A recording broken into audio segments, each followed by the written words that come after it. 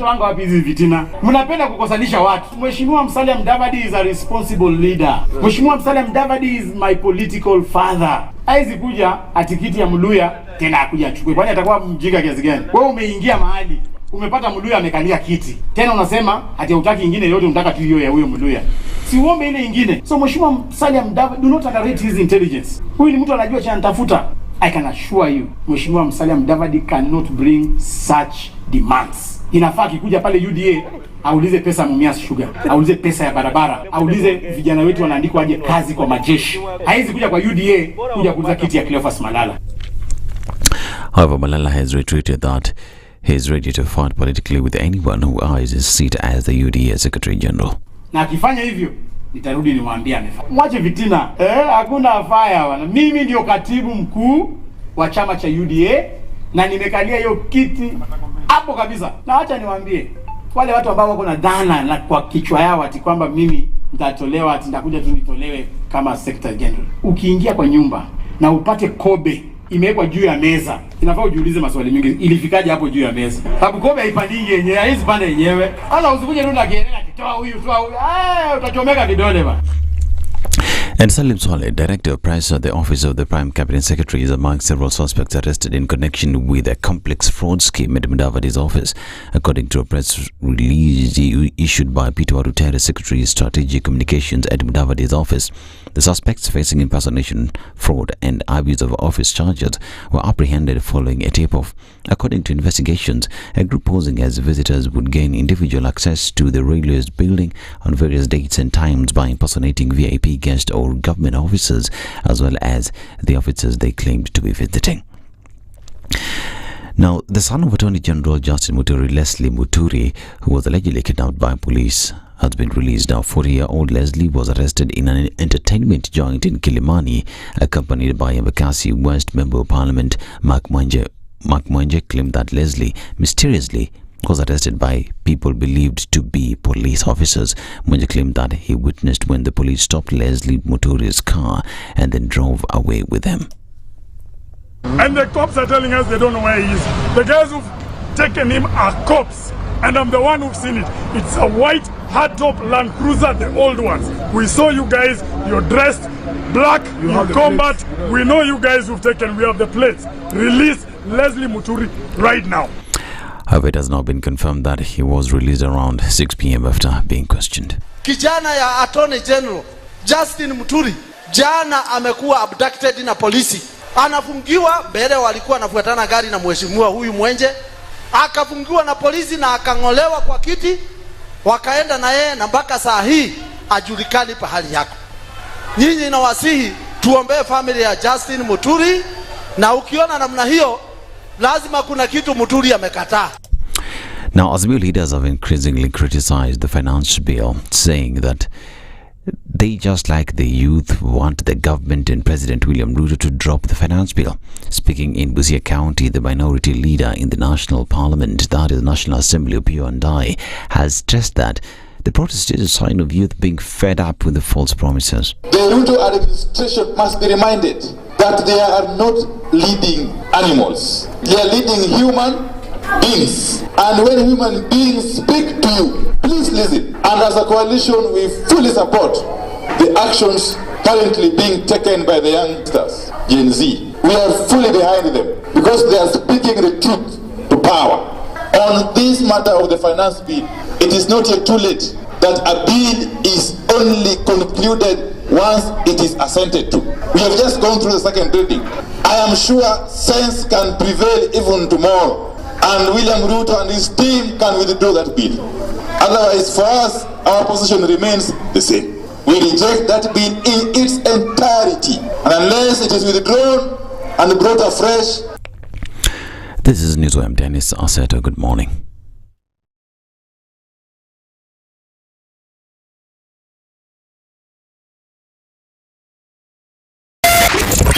.9 SpiceFM, Mombasa.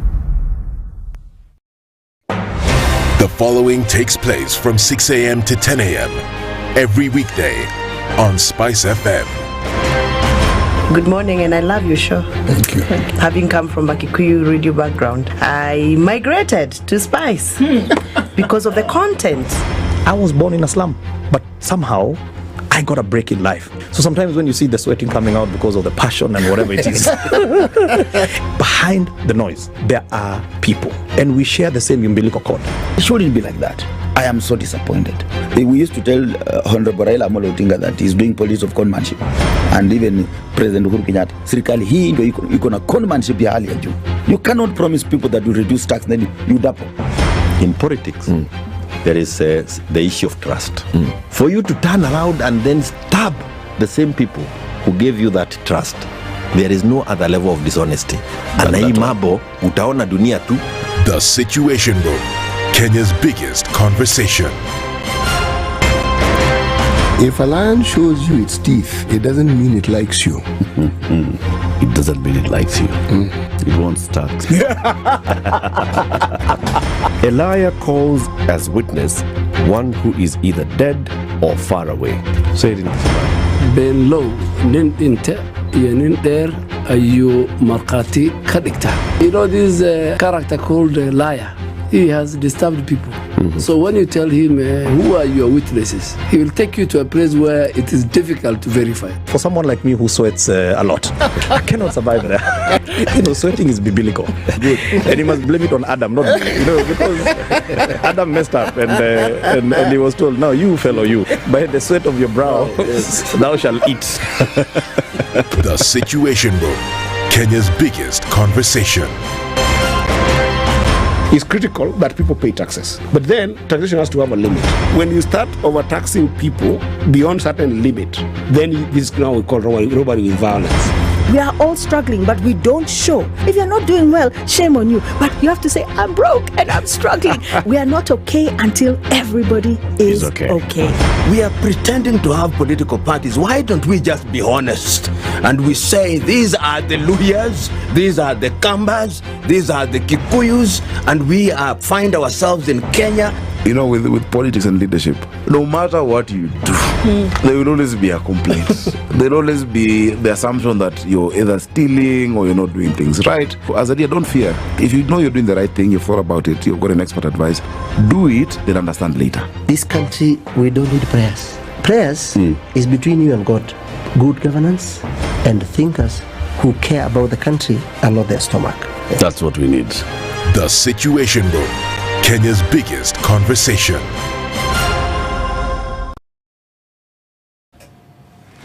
Good morning. It's Monday and we're getting into the last week of June. Let's take a look at what it looks like on these streets today. As you're getting into the CBD, coming off of Thika Superhighway, quite easy traffic as you're getting through and through. We're not going to have too much of an issue, at least not for now. Probably getting into the greater parts of the morning before we see anything start to build up. There's also traffic coming off of Waiaki Way, getting into the CBD this morning as well. A quick look at coming off of Mombasa Road, and not much happening here. All a wait and see kind of thing. On Jogo Road, getting towards Landis and then out towards the Kamkunji roundabout, there's some traffic starting to build here as well. Kangunda Road, as always, will be busy for now as you get onto Outer Ring. And Outer Ring through and through towards the Thika Superhighway. Doesn't look too bad either. Let's see what it looks like as we get through the morning. We'll talk on SpiceFM KE on X, hashtag The Situation Room.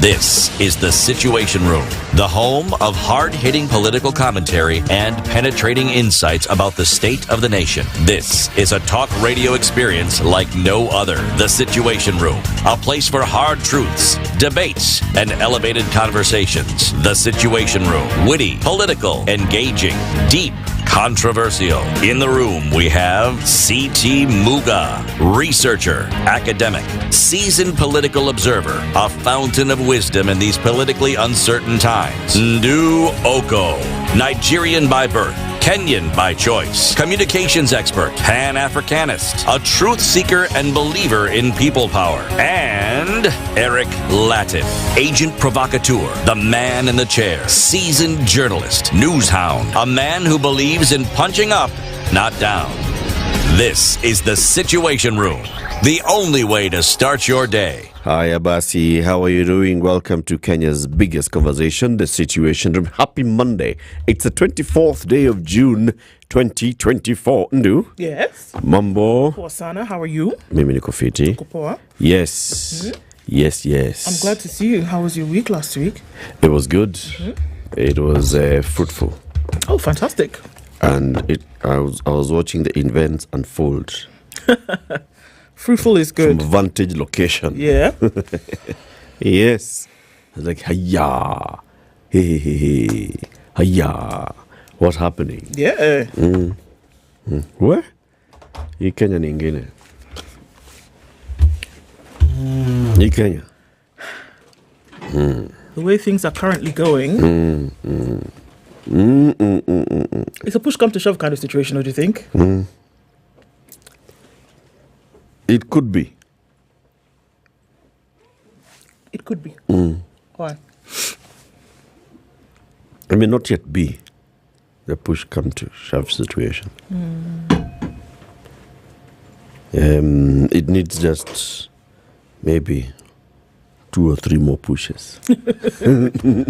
It's possible that the push Then it comes to shove. Yeah. It's possible that it comes to shove, really. And those 2 to 3 more pushes that you're talking about could also actually happen. You're here. City. Otherwise. Niko tu at least. You're at leasting. Niko tu hapo tu. Unapelekana na mambo sio. I have learned a new phrase. Napambana na hali yangu. Bas. That's a new one. You just learned it. Yes. I've heard it, but I have not learned it. Now I've learned it. Now you've learned it. Yeah. Now you know what it truly means. Napambana na hali yangu. Now you relate. I relate with great clarity. You're just hearing the word pambana na hali yako. Now I get it. Pambana, my friend. Itabidi too. Itabidi. Your week was good? My week was very good. Very good. Mine was good as well. Yes. I spent a couple of days with a group of people in Mombasa at a conference that was looking at adolescent and youth reproductive health and rights. They call the Kenya National. The Kenya. You were actually there, yeah? It's coming. Just making sure that it's such a long time ago. It's coming. Last Kenya, week, remember? He's got that one. Kenya. You know, it's because there are very many RRRs. It's not good. Yeah. Okay. It's those ones of reproductive health and rights. RHRA. Kenya Association? No, achana Kenya kwanza. Just no. Let's Kenya kwanza. Reproductive health and rights. Okay. Is there association in front of it? This is the whole thing. The whole thing is called is the conversations around reproductive health and rights. Sijui nitakusaidia aje. RH. AH. See? AR. So anyway, the Kenya Reproductive Health Network. Yeah, I would have guessed network from everything that you said. Yeah. Okay. The Kenya Reproductive Health Network and others were involved in this, right? So it was all that and more. Okay. And then from there we passed by several places. Taita Taveta County. Got into Moshi Province, into Arusha Province, and then into Kajiado County. Knowing you, you took the deliberate detour. Yeah. To see Kilimanjaro from the other end, from the other side. From the other side. Did you get to Arusha town? Yeah. Isn't that road interesting? Very. It is So long. taking the road from Taveta border, Honili, get into TZ, go into Moshi, come from Moshi into Arusha, into the roads. Quite good. Yeah. So let me tell you what we shall be discussing today. Senor, at 7 o'clock, we shall be joined by two people, Tadeo Murioki and Leah Okero.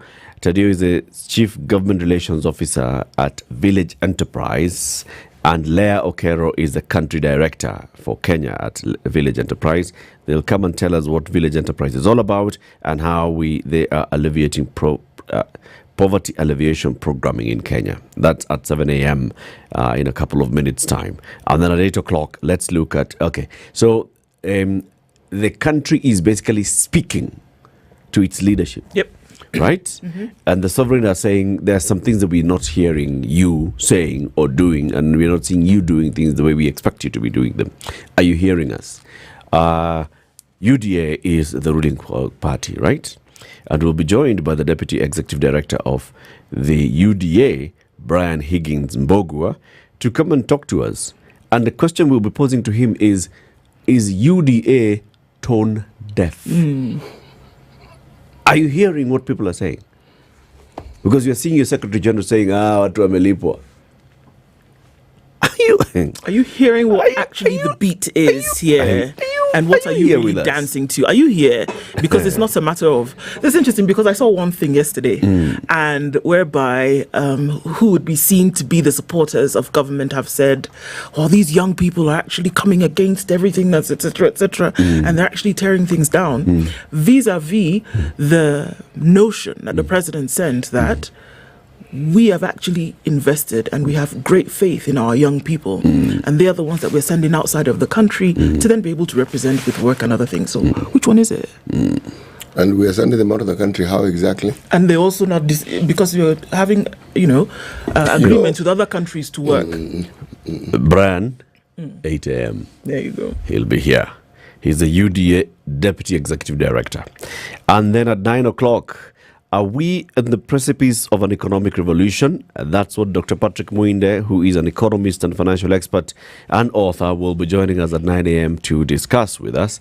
So what is this that we are seeing? We've been having these conversations. Okay, so yeah. People are saying, we are not happy with how you're spending and then how you're seeking to raise the money to spend. Okay. So those are the issues we'll be discussing. They must be discussed. The live stream is up on YouTube and Facebook and everywhere else. On TikTok, Ednah? TikTok is also there. Eco Live, Eco Radio Garden, Eco on SpiceFM. If you're online and you can text us, let us know where you're tuned in from. We'll be saying hello to you shortly, 18 minutes after 6.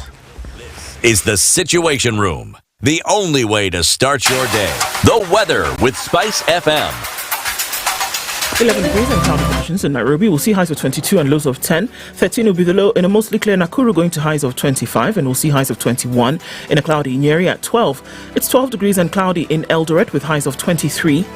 Looking into a cloudy Mombasa at 22, we'll see highs of 29, while highs of 30 in a mostly cloudy in Malindi at 26. 18 and clear in Kisumu with highs of 29, while Kakamega will see highs of 27.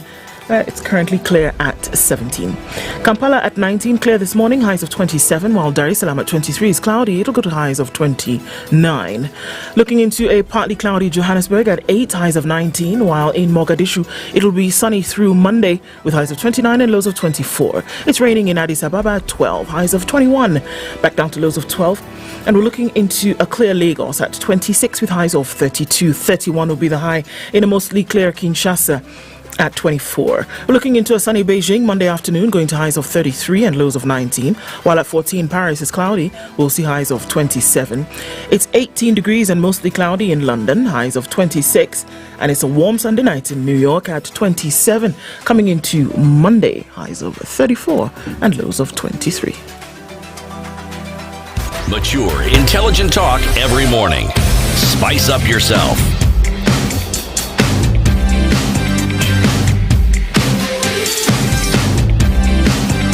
Mornings done right. 94.4 Spice FM, Nairobi. Salimia watu tafadhali. Watu wako wengi ndani ya the room. Peter Kiaria says, good morning, listening from Mombasa, wishing you a blessed week. Good morning. Please fanya ile kitu.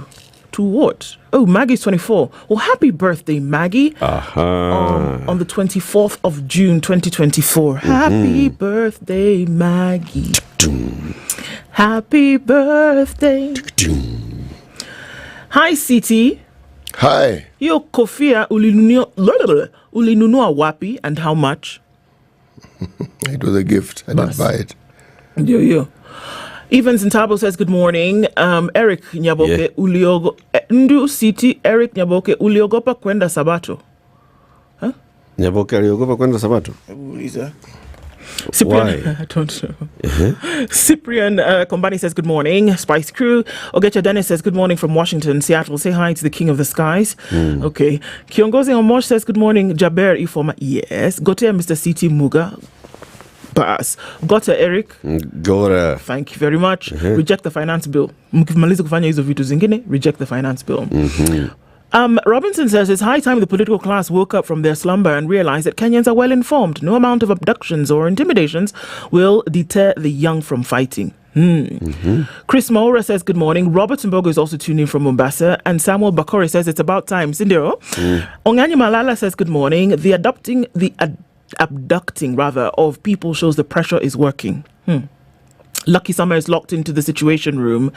The train bolted. The train left the station and is not coming back. That's why government is threatening young Kenyans. We support them. Joel Adondi is tuning from Kansas. Monica Oile says, God for us all. Indeed. Leo, good morning. The road to Damascus has been fast. Now they're confessing to spewing hatred in church with church leadership. Now that the Occupy the Church happened. Well, Chris Maura says the political class has since enjoyed independence. Now it's time to deal with them. Happy Mandamano Monday, says one Mike, while he's rejecting the finance bill. Reject as defender. Toti Bishop says good morning. It's crazy. Patrick Musembi is also tuned in this morning and says it's great here in Monrovia. The rains are on. Yes, they are. Stephen Kihunyu says good morning. It's sad to see what's happening in the country. Hongera to Gen Zs. I'm proud of you, says Ellen Paul. Kawa Sukari is present. Tibbs Muga is also tuned in and says the unraveling of the stage has been set. The defender says, also good morning. Carol Nambura anatupenda sana. Edward Ropp is tuned in. Stella says she's not been able to sleep since the revolution started. What? Agola says, welcome back, Eric.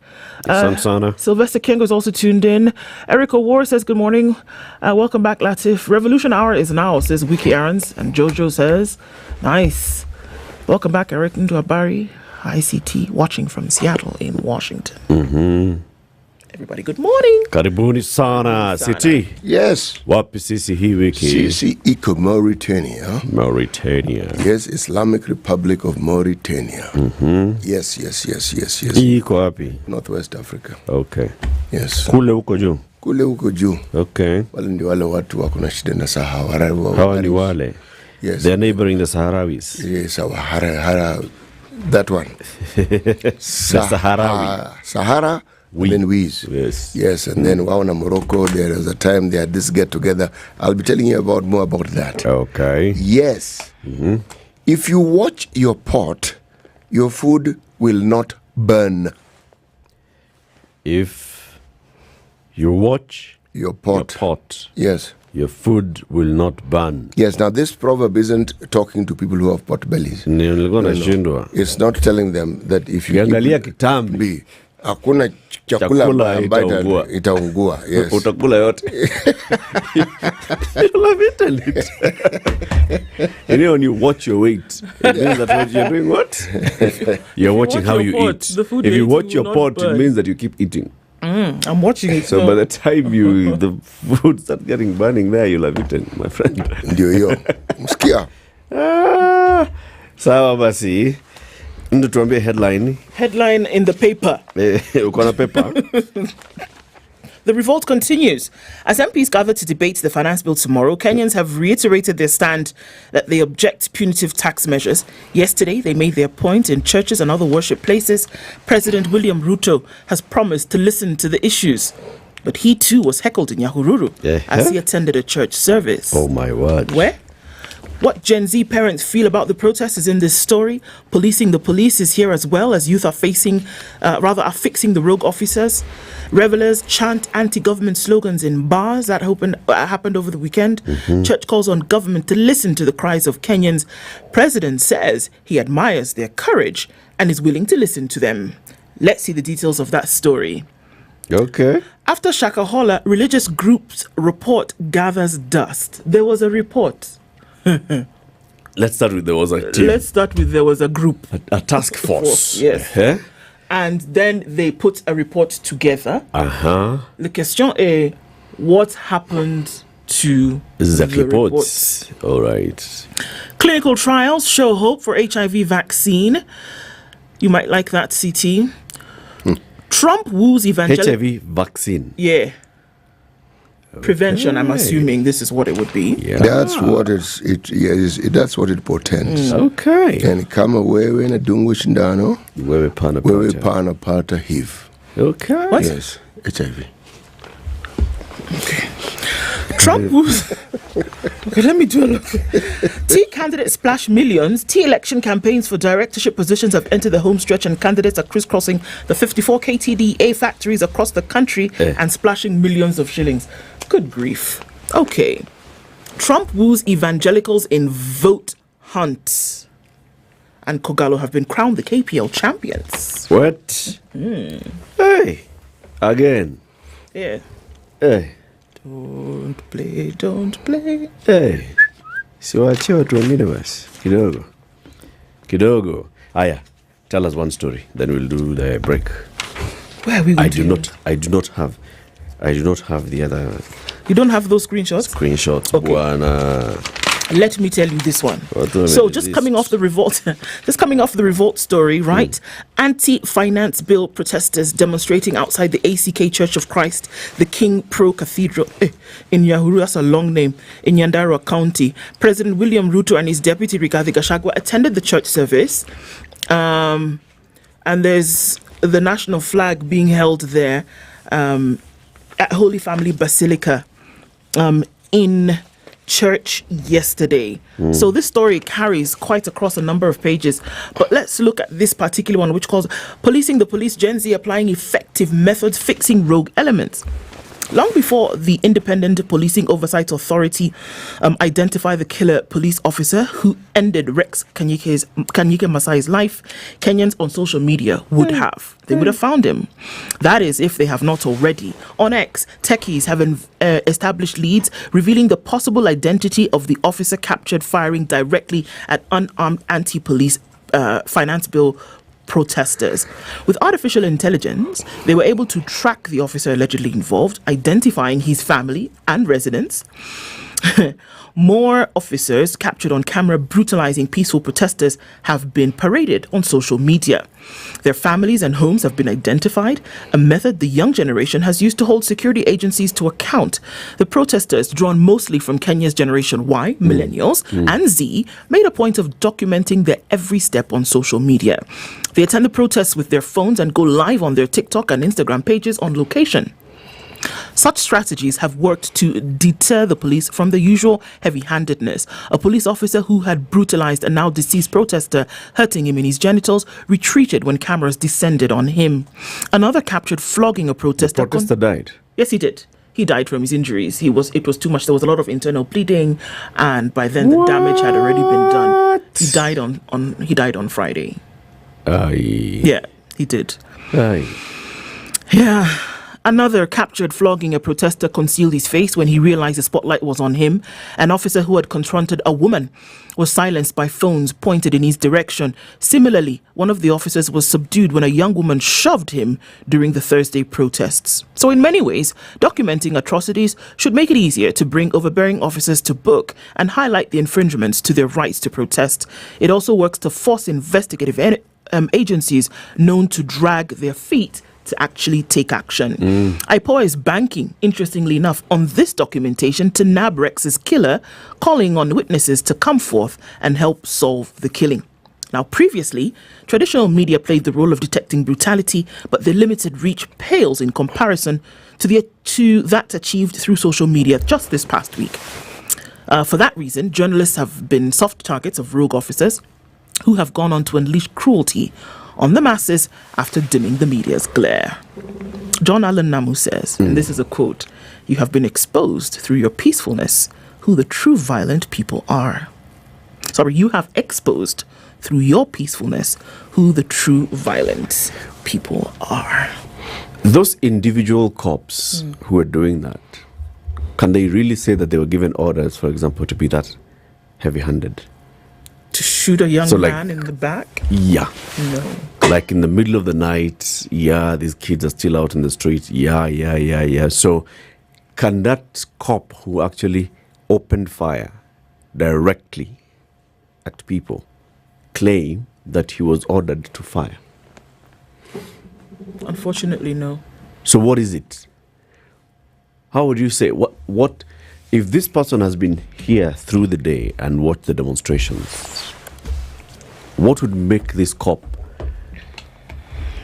actually this time remove his gun and fire directly? He hadn't fired directly at people throughout the day. Why at this time? Well, What is it? What would have been the trigger Yeah. that set that in motion What's for he that thinking? to happen?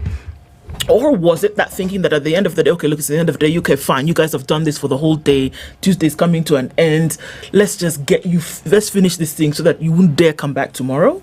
Okay, so why fire directly at people? Because think about it, it's a silencer, isn't it? In your mind, that there's the element of fear now that you bring about. It's not just tear gas anymore, it's not just water canisters. This is a bullet that essentially would end your life.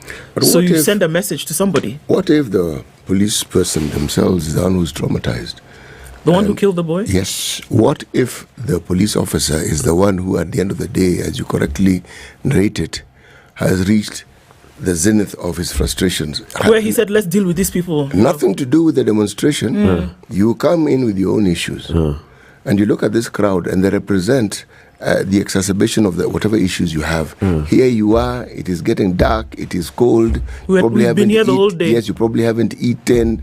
And you see, it's these guys who are causing my problems. These guys are not causing your problems. These guys are just going about their business.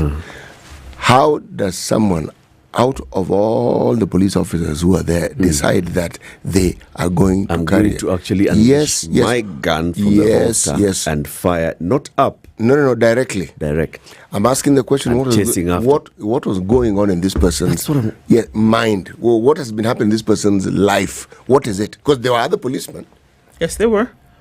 And also, this was at the end of the day. Yeah. Yes. They'd been doing this Back and forth from 12 morning. o'clock. As far as back and forths go, this is mild, this is calm. Yeah. The other back and forths are violent. There was no breaking, there was no throwing of stones, Yes. there was nothing. Were they tired? And they Yes. said, you know what? Think about it, because previously, a policeman with a gun that's firing is an element of fear. So are you your life wielding is that? in danger, Your life is in and danger if this what is gun it? is coming, right? So do we want to just end this thing? Because if you're thinking with that mentality in your head, you know what? If I fire my weapon, these people will disperse. They will not come back tomorrow. Because they know. Yeah, but if you fire, why don't fire in the air? If you want to fire, but this person aimed. And there's somebody who's been trained to use the weapon. Okay?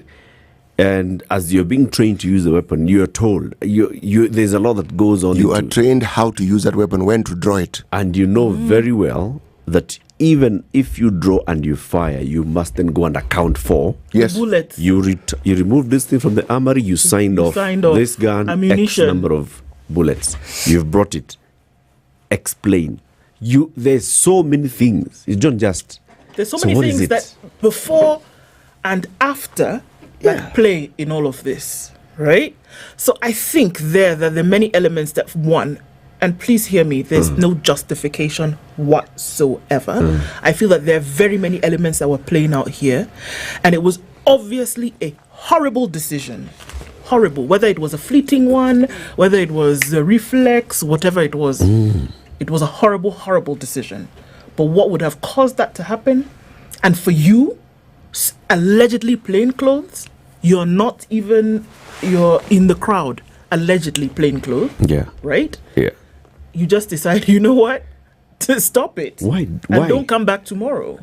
Why the issue now moves away from the police service, goes to this person. It's the individual. It's individual. This individual. Yeah, it's what the was going on in this individual's life? Yeah.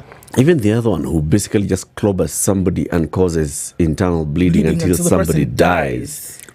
What's going on in that person's life? And you're hitting this person with a rungu. And you know where you're hitting this person. Yes. And you know this is deliberate And this pain that person you're did inflicting. not throw stones at you. This person didn't insult you, didn't do any of those things. You're not reacting to what is it? It's like you see a crowd, every violent strain in your body is then unleashed. Yeah.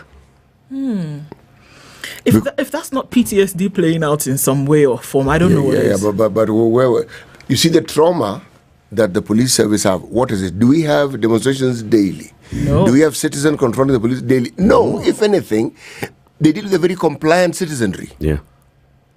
Very sheep-like citizenry. People who don't really want too much of a fuss. No. That is a citizenry. Generally, people will do what they are supposed to do. Yes, and they'll try to abide by the law. Yeah. So, if it is frustration that has piled up, where is it coming from? I wonder. Because it's coming from somewhere. Is it from the duties that they have to not live, to bear on a daily basis, and then it gets to a point? And or the horror of an existence, for example. Or the trauma somebody has had even in their workplace, and instead of giving them duties that do not allow them to have arms and to be in the presence of people you allow. You see, if you're dealing, let's say, for instance, I'm giving an example of a police individual who was harmed in one of these situations. A stone was thrown at him using a sling. Chances are that person was injured seriously. Yes, sir. Now, such a person, in such a situation, in fact, such a person should not be allowed in such a situation. Because they see that crowd, they'll remember their injury. And they are likely to cause harm to someone. Every other police person, because this was not the only plainclothes police person. No. There were many. None of them drew their weapons. Nobody discharged None the of them weapon. shot anybody. No. So spotlight this individual. What is it about it? And then I turn it around where now they're saying, oh, you know, well, one of us was injured. But I say, sorry, this gentleman picked up a canister. Yeah. It was in his hand. Nobody threw it at him. Yeah. Nobody beat him up. Nobody pointed a weapon at him. He picked up a canister and it detonated in his hands. That was his action. Nobody forced him. Nobody injured him. And where did that canister come from? It's the police tear gas canister. he basically, it was self-infliction. In these other cases, this tells a lot about my friend, about officers. By the time you destroy somebody in a genital area and then they die 2 days later from that injury, that is not a slap on the wrist. Hey. So what's happening in these two cases where you kill a young man with a bullet and then you kill another one by injury of that nature? And then there are also reports of people who have been shot, not necessarily dead, but shot. Another one was whipping, another one just there whipping. But didn't you see a situation where I think it was Eric Omondi on a horse? He was actually dragged from that. You know, horses are a fairly tall animal. Hey, tell us about traffic. 22 minutes to 7. This is the Situation Room, the only way to start your day. All right, coming on to 7 o'clock this morning, what's happening where you are? You on the Thika Superhighway, we're looking at some of that, then bleeding through towards the Pangani Underpass. It's going to be that way for some time, even as traffic picks up this Monday. It's coming in heavy from the Allsops Junction, and also before that, coming in from Garden City. Yes, it does look like it will be quite a busy one. Coming in from Northern Bypass, you're going to get through Ridgeways and nothing much happening onto Kiambu Road until you get roundabout the roundabout, and then it's going to start to get busier there. Another roundabout, which is Globe Cinema, is busy, and we're looking at traffic coming off of Landis, then going towards Kamkunji at the roundabout. That looks like it'll be the busiest for now. Off the Eastern Bypass, traffic then gets through to the Embakasi Loop onto Outer Ring. There's some traffic there. Also starting to build on the other side on Gong Road. But manageable for now. Keeping an eye on things. SpiceFM, KE on X, hashtag the Situation Room.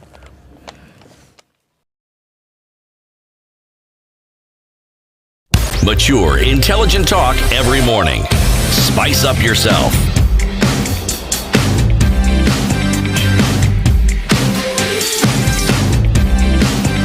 Mornings done right. 94.4 Spice FM, Nairobi. All right, it is at 21 minutes 7. We continue looking at the papers and what is happening. Dennis Kabara is an economist and he usually has a column on the Standard. And this one, he says, street protests expose Ruto's blunder on budget making. Our leadership will be well advised to avoid dismissing these protest actions as one-off. The real concern is we have made what should be a smooth budget process a scene of chaos. And he goes to give us a chronology of what happens, all right? In March, the National Assembly passed the budget policy statement with a 4.2 trillion shilling spending ceiling. This was presumably aligned to a revenue indication as well as the 2024 medium-term debt management strategy. Then somewhere along the line, the executive would not make the budget, and they probably with foreign help, reduced the ceiling to 3.9 trillion shillings. And they came and told us, you see, we've cut the budget by 300 billion. Goma. Then it came back to the National Assembly, who pushed it back up to 4 trillion shillings. National Assembly was like, apana kama mtatoa CDF rudisheni. Except that now, that seems to be the National Treasury coming back with an advisory that recent concessions made in the finance bill would reduce this down by at least 200 billion shillings. Which concessions, you ask? Let's take a step back. The original version of the bill aimed to raise 302 billion shillings. That's a finance bill. Then we had a process of public participation, after which the regime leadership were quick to inform us that the concessions had been made. This was even before the report of the National Assembly's Finance Committee had been tabled in Parliament, except that the bill is still not done, given that we have tomorrow's Committee of the Whole House, where it will be examined and approved clause by clause. Oh, by the way, even after the Finance Committee's report was tabled, MPs were still allowed to propose amendments to the bill, okay? That it's only the public participation report and not the actual schedule of amendments or the amended finance bill that we have seen is always a cause for suspicion in our low-trust environment. If we recall correctly, some quiet fiddling was done in last year's act that was signed off. Do we have an amended version of the original bill with more amendments? Basically, here, it's still not done. Report was tabled, we are recommending. Tomorrow when they go to the Committee of the Whole House and they're going clause by clause and there are proposed amendments that will come in, you may find a budget that goes back up to 4.2 trillion shillings, revenues that will still look at raising 302 billion shillings from the finance bill, and the taxes will be there.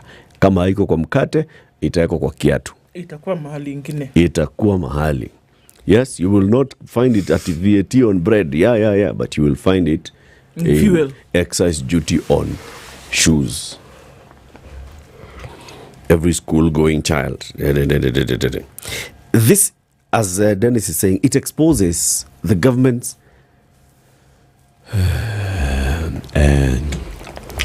je ne sais quoi. I don't want to say lies. What I want to say is something dishonesty. Something like that. Okay, say it. It sounds a little. The government's manipulative tendencies. Yes, something like that. Because they come in and on one side, if you look at all the members of parliament who have spoken after this finance bill, Maneno, they are not talking about the bill anymore. They're talking about the budget. Okay? They're saying, you see, we have put money for electricity. We have put more money. The president yesterday said, we have put more money into CDF, which will then mean that we have more money for bursaries, which will mean that children will not go out of school. Yeah. We have put more money into help, which means that the children of the needy will go to TVETs and university. This is what this budget is all about. This budget is about extending electricity coverage to 100%. This budget is about making sure that all roads in Kenya are done. This budget is about those things. Is it really? The is it really question never comes back after the statement. So we are protesting about what? Nothing? Or we are imagining the you don't get it. That's what they're saying. No, you just don't have anything to say. You don't get it. And that's why Kimani Shong was saying, your children, you're giving your children iPhones and with they show iPhones up at the and protest in Uber. Then they go and eat KFC. Those ones, they do not know what it means not to have electricity. They know this budget is going to make sure that every child in Kenya has this 1 year's budget. You ask, why didn't last year's do it? Do the same and thing. the previous ones. Yeah. These children of yours don't know what it's like to take public transport on undone roads. So this we want to make sure that we're infrastructure going to make sure that that's why we're increasing. Is this fine gentleman referring to the protests we've seen in Nairobi. Is he aware that there is Kenya outside Nairobi? That these protests are taking place That's in what he's Nyeri. saying. They're taking place in Eldoret. They're These taking children place of in yours, Kwale. these your children that waking up and Entering Uber. eating siagi bread, toasted, With ham. they do not think that there is any Kenya outside Nairobi. And these children they of do not ours know are that the they are children all over homes the without country. electricity. That's those ones he's referring to. Now, as far as they're concerned, Nairobi So is the world children and the who world eat is ham and Nairobi. toast are the ones who are out protesting. Yes. Yeah. And the ones who... They show up, they come and take a selfie, kacha. Then they finish, they go and eat KFC. They don't understand the problems of Kenya that we're trying to fix. They're just making noise because I they don't see. have anything And they else don't to live do. here. No, No. they don't. Okay. They live in a bubble. Yeah. They live in a bubble. So they decided to descend from their bubble. For this, then they'll... All these people we are seeing in all over the country fall into this category. Yep. Yeah. And I see. And somehow I'm supposed to believe what this fine person is saying. Of course. Because after all, he's the leader of the majority and he's... That's what all of them are saying. That's all what even saying the that. president was saying in Garissa. What did the president say in Garissa? When he said, can Parliament pass that thing so that we can bring electricity here? So we can do roads here. These are the issues. If you listen to those statements... When he was speaking in Nyahururu yesterday, what did he say? He said CDF is going to get more money so that your children can go to school. Do you know this is actually just a continuation of the campaign narrative? Yep. This is the hustler narrative reloaded. Tumepanga, tumetenga. Yes, exactly. And now it's in the finance bill. Okay, if the previous promises were not met, these ones now will be met. My dear. And you're saying that there has been an increase in this and that and this and the other. And all the other people who seem to think otherwise don't know what they're saying. Do you know what I think the fear is? That because I think by the time somebody speaks in that manner and essentially tries to dismantle your position, there's something that has pricked them. Whether it is fear or anxiety or nervousness, because they realize, hold on a minute, folks are actually alive to realities. And the only way we can deal with that is if we dismantle your argument. We are not saying that your argument doesn't make sense or that it shouldn't have some attention, because you know that it does. But the only thing I can do then is one of two things. I can cut you down to size or I can shame you. I can make it seem as though your privileged position doesn't give you a right to speak in the country, and make it seem as if actually your arguments are totally useless when I'm trying to do 1, 2, 3. And that is the mentality of those in leadership today. Yes. Because last year, when people are complaining about the housing levy, and many were complaining about the housing levy from two fronts. One, the justification for it, and two, the process of introducing the housing levy through the finance bill without anything anchoring it. What was the president and his men and women saying? Those people who are complaining are the ones who have access to mortgages. They have houses. They have houses. They do not see the problem that we have young people who don't have jobs, and this housing project is going to create jobs. That we have people who want houses, so they can also say, I own a house, and the people don't see it. That's what last year's pushback was. Last year's pushback on the housing levy was, leave those people alone. These people don't want you to have a house. They don't want you to have a house. Hustle narrative and they reloaded. don't want your youth to get employed, because we are going to employ very many youth. Today, a year down the road, how many people are actually employed in these houses? It's the same people who told you that they have excess money in the fund and they want to take it and use it to buy bonds. Yep. Hey. And when we had the flooding, we were told just around the corner here, from here, some houses were near completion. And people said, guys, people don't have just a place move to them. live. Why don't you just move them, Those even houses if it's that they've temporarily? completed, They've done whatever. Not a squeak about that. If it was truly for them. You see,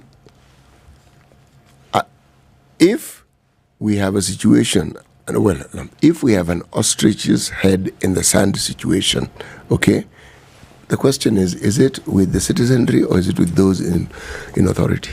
It's the leaders. It is. Who are in the absolute minority. It's the leaders.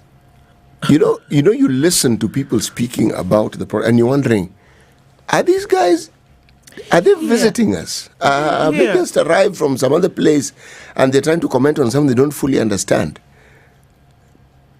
Don't they see that this thing, which is in and of itself is unusual, should tell you that something has shifted, something has changed. You know, that's interesting, CT, because then, and you know, look at the way this thing is morphing now. If you look at some of this documentation, which this initial story had given about, you know, communication, what happens when somebody just needs to put one thing on Twitter, for example, and or rather on X, whatever, and in the not end of the day, in the next 1 hour, pictures are all over the place. Somebody's done 1, 2, 3. Look at how this thing now has morphed. It started, and still the hashtag remains Reject Finance Bill 2024, right? However, what have we seen that has graduated as a result of that? People are now saying, hold on a minute. If in the very basic, we cannot trust members of parliament with representation, oversight, and legislation, recall them. If we cannot trust you to do 1, 2, 3, then actually, why do we have anybody who has a corruption case sitting in government or sitting in leadership? Remove them. Bring those cases back. We go to the point whereby we say, now, teach people. There's a young man who made sure that the finance bill has been translated into Kenyan languages. In a day, it was on Instagram. The Luo, Kikuyu, in Kiswahili, in Taita, in Kiluya. In 24 hours, people stood up and said, you know what? They're accusing us that we don't even know what the bill says. Okay, we're translating it. And it is there not just for you to read. If you cannot read, it is voiced in your language. You know? So you see how you're saying it has morphed into something else. Don't play with people when they're resolved. When you have a situation where you have been trying to slant the thinking of your citizenry in a certain direction, and then now, what you've birthed is a situation where the entire country is being educated, it is being sensitized, it is being informed, and it's being informed on a daily basis. It is quiet, it is not violent, but they're being informed. An appendage to what you're saying, they've decided a county. We are going to be attending these meetings and we are going to be looking through the budget and we are going to be participating. Yes. And we want to know where exactly you've taken this money. Okay, now tell me. In my home village in Tamu, there is no KFC. Thank you. Moroni, which is supposed to be a township, there is no KFC. You go to Koru, there is no KFC. You go to Fortana, there is no KFC. But people are? Yes, you go to Awasi, there is no KFC. You need to get to Kisumu town. It's the only place where there's KFC. Only. So every other sub-county, there is no KFC. Where people are also standing up. Where the fine gentleman comes from, that county, how many places have KFC? You see, this, instead of pausing and understanding the situation before you make utterances you are accustomed to making, utterances that the leadership is accustomed to making is how they're dealing with this situation, which isn't what they are accustomed to dealing with. This one is not the same.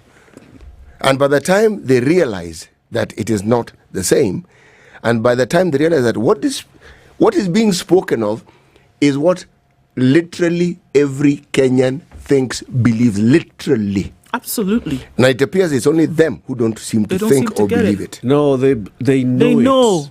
Listen, they are just blinded by the fact that they are in this position today. I am telling you 100%, if these Gen Z demonstrations were taking place in 2022 June, they would have supported it.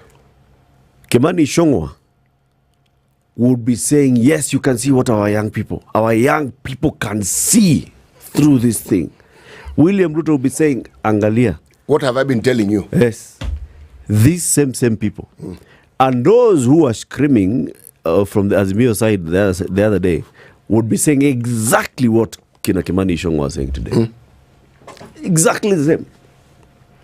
Who's fooling who here? Kioni, if these demonstrations were in 2022, June. Against the Jubilee. Against Jubilee. Kioni will be here saying, no, these young people, these was Durajua Ameripo. And the people are saying... People are misusing our young people because they just they're hungry for power. That is what Kioni would be saying today if this was 3 years ago. Do you know who is funding these? Their parents today. I was telling you guys in the morning, who are packing food for their young. Disagrees with you. He said. Maura disagrees with you. Spokesman. He disagrees with you. What does he say? Foreign funders. It's the same foreign funders. It's the same foreign funders who now. Maura did a thing, and sometimes. No, Maura disagrees you should with you. say that they should close your mouth. He actually said it. Yes, he did. What? In fact, he was sitting in an armchair. I'm not guessing. He was in an armchair. He was sitting in an armchair, Abi, in his office or home. Who knows where he was? Whether he was in his house. Move with. Even AI would was not he being have recorded that. just speaking to his pals, or was he actually? He was reading. He had paper. He was reading a statement. What did he say? He said that the people should be careful and that the young people should also respect. He brought in the element of respect, and he said that he also knows that there are external funders who are funding these protests to continue, and it is not a Kenyan-led operation, and that people should be careful. Now, I do not understand in what capacity he was speaking, whether he was speaking as in Isaac Mwaura is bored on a Saturday, or that was the position of government. There's no such thing. The moment you have an official position, and then you open your mouth. That is the only position you speak. He's speaking in his capacity as just Isaac Mwaura. There's no such thing. That one went. He's no longer Isaac Mwaura. He's Isaac Mwaura, government spokesman. I had to ask because the thing confused me, not be small. I really had to ask. But how is this thing being funded? On this same X, people are saying, Mimi, 500 shillings every day. 500 shillings every day. I will keep sending. I will keep sending. The question that is being asked is, where do we send the money? This is crowdfunding. Crowdfunding. Something. I produce water. How do I give these guys? How do I give these guys water? There are restaurants in town. The crowds were down there. They were just taking cartons of water, and they were just throwing bottles of water. You guys take. There was a woman who came. There was a guy. You see that pump thing they use for insecticide? There's a guy who's walking around. When they throw tear gas, he brings you wash your face next like that. So when you see things like that, and then you hear that the famous coffee house opened its doors and across the city and said, everybody come in, doesn't matter, come in, get your refreshment and go. And people came in, got a refreshment and went. No vandalizing, no brutality, no violence. There are people who are crowdfunding. In 24 hours, you raised 2 million. My friend, that's not a joke. So what are people actually saying here that you're still tone deaf to? You cannot be deaf forever. There's something that's being said here. You have to read the room, man. You have to. Since we are still we are talking about the paper. Let me just read something here that just to change the story a little bit. Mudavadi's press chief arrested in extortion racket. What? Huh? I'm just reading. Director of Office of Cabinet is the Director of Office of Prime Cabinet Secretary Press Service Salim Swaleh is among individuals seized in a probe on an extortion ring targeting foreigners allegedly seeking favors from high-ranking government officials. Swaleh and his accomplices were arrested on Saturday by detectives who took the suspects to DCI headquarters for grilling. See, specific grilling. They just go there to help with investigations. They went there to be grilled. Okay, choma. Wow. The extortion racket is planned and executed at the Kenya Railway buildings and the offices of Prime Cabinet Secretary Musalia Mudavadi. According to a statement from Mudavadi's office, arrests followed the tip-off that alerted a security team that mounted intense surveillance to disrupt the reported nefarious acts of impersonation and misuse of the facility by the fraudsters. Sorry. This is now as he is Prime CS, not before. No. Currently. At that office at Railways. Yes. Guys come in. They're driving these big cars. They have Muzungus in the car. They are ushered in because they are VIP. They go to the office. The office is labeled XXX. So it is so-and-so's office. But the label in the office has been removed specifically for this particular meeting. It is put another label. So Mzungu enters thinking, or foreigner, let's just say foreigner. Foreigner enters thinking, okay, so I've seen even at the door, this is a meeting or the office. Goes in there, meets people who are pretending to be so-and-so. Is told now, they cough cash, nothing happens. And it goes on like that. Investigations are conducted in the Prime Cabinet Secretary's office. They realize there are some people who are involved. Those people are arrested. One of them is this one, Director Salim Swale. This isn't the first time this has happened. What? Something similar happened in the DP's office in the previous government. Yep. Same story. Similar. Same scenario. Similar. You Major Generals, you who? Yeah. Yes. From 7 a.m. which country? Yes. News time. It's now 7 a.m. Get effective relief from strong pain with Panadol Extra. Panadol. Relief starts here. Spice FM, Nakuru.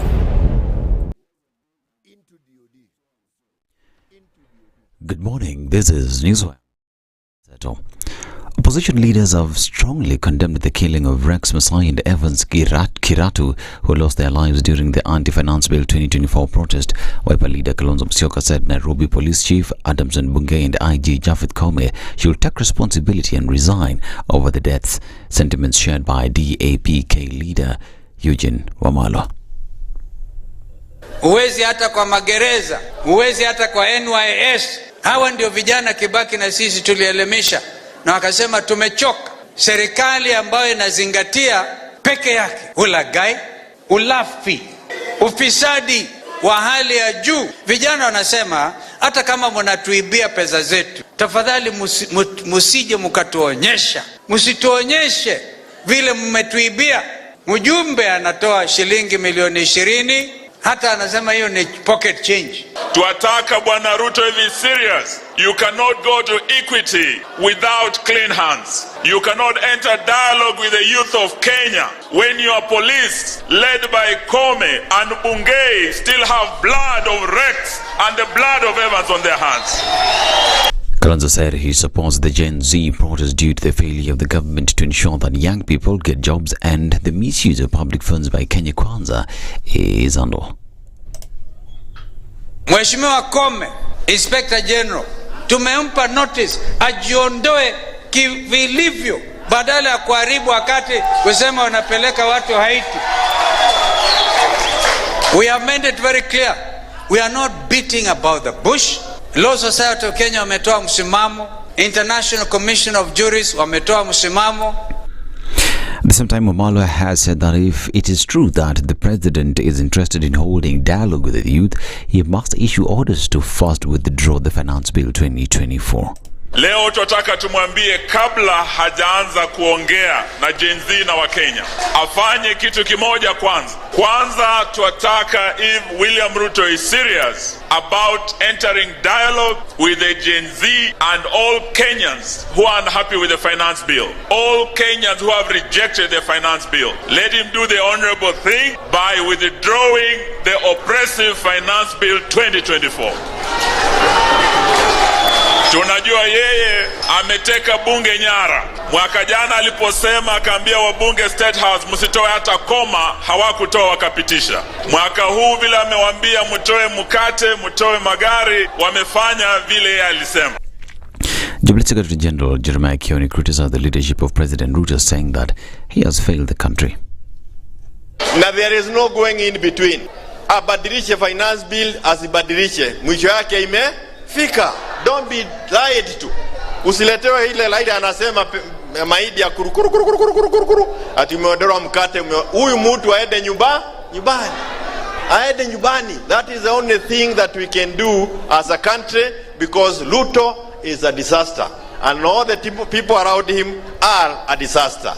Do not take anything less than Ruto home. Now, the Kenya Revenue Authority is asking you to file your returns before the end of the 2023-2024 financial year at the end of this month to avoid fines for late filing.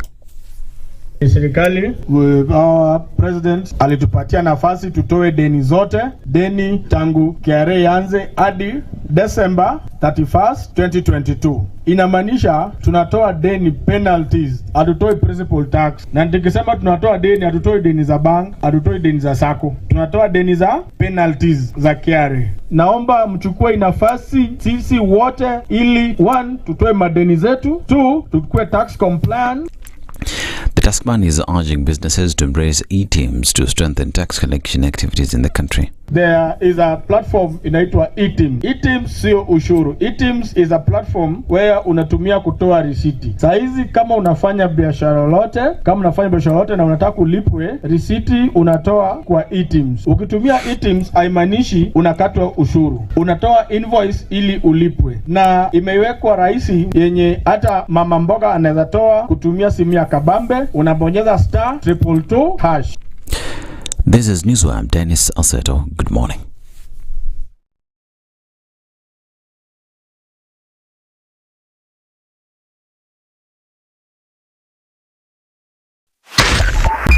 .5 Spice FM, Kisumu. All right, a few minutes after 7 o'clock, and let's see what's happening coming off the Thika Superhighway. We saw some traffic coming in through towards Kiambu Road. That's starting to build all the way in from Ridgeways, but it's heavy on the Thika Superhighway. It's coming in from Garden City. Actually, beyond that, from Clayworks, it's already starting to pile up. The service lanes are not looking too bad, so think about using them. But traffic is going all the way into the city and touching on Muranga Road. Getting to the Globe Cinema roundabout, there's some traffic there as well. Ngong Road is busy. Some of that is going to come through and connect all sorts of places. Go through Valley Road, go then onto Kenyatta Avenue and into the city. Langata Road also starting to pile up. Uhuru Highway will take in a lot of this traffic and it's going to be busy through the morning. All right, on the Eastern Bypass, we're also seeing traffic getting through towards North Airport Road and then also onto Outer Ring. An eye on things is what we will keep. Let's know what's going on where you are. We'll talk SpiceFM KE on X, hashtag the Situation Room. One of the things that I hate in our country is negative ethnicity. You find you as a state officer, instead of thinking as a Kenyan, you think like a tribal person. Let me tell you something. The biggest problem we have had in this country is a leadership deficit. There is nothing that you are going to do in the process of change if you are not a risk taker. So you really have to pursue your vision to a logical conclusion and even be ready to step on people's toes. When it comes to the economy, you can run away with it. They say statistics are like bikinis. They reveal a lot, but they conceal the vitals. And so government people would throw statistics at you and tell you they're revealing a lot of information to you, but it's really concealing the real vitals. We need to get out of that because when we want to grow our democracy, one basic thing that really requires to be understood by the political class, by all of us, is institutions are critical. This is the Situation Room, the only way to start your day.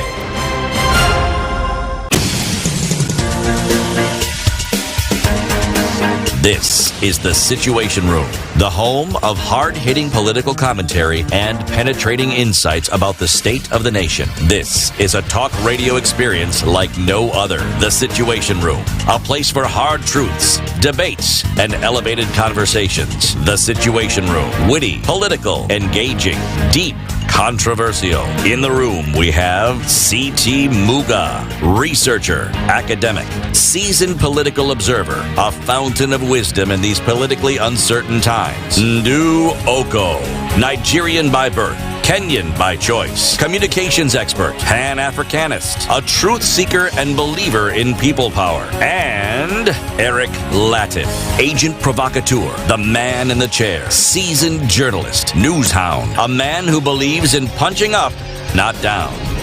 This is the Situation Room, the only way to start your day. All right, it is 8 minutes after 7, on to the second hour of Kenya's biggest conversation. This is the Situation Room.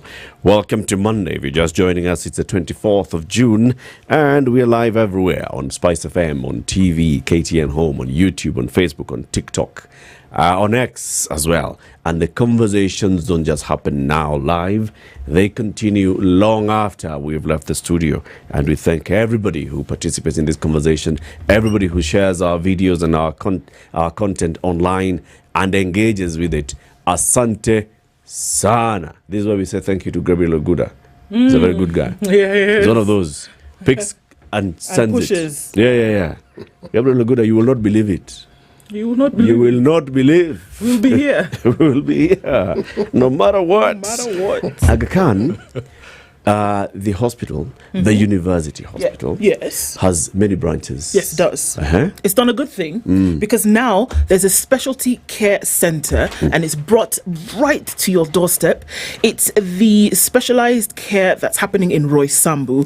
The Aga Khan University Hospital has brought specialized care near you at the Roy Sambu Specialty Center. It's located at Jewel Plaza. On the Roy Sambu roundabout, so it's not difficult to find. But this is great because what it does is that it's some of the serious, or rather services available at the Roy Sambu Center include dialysis, chemotherapy, daycare surgeries, and endoscopy, and there are very many specialists on ground to be able to help, from oncologists to gastroenterologists, general surgeons, and internal medicine specialists. Everybody is there. At Aga Khan University Hospital, it is believed that quality specialized care should be available near where you live and near where you work. So they've said, we open the center, you can come in and get the care that you need. World-class care where you can get it. Kabisa. A message from Showmax. If you're aware, if you're not, let me inform you that there's the UEFA Euro a championship going on in Germany right now. 51 matches being played across various stadia in Germany. And, of course, these are big teams from Europe. 10 world-class stadiums. You can watch all of the matches on Showmax, on your mobile device, for as little as 500 shillings. You just need to subscribe to Showmax PL. 500 bob.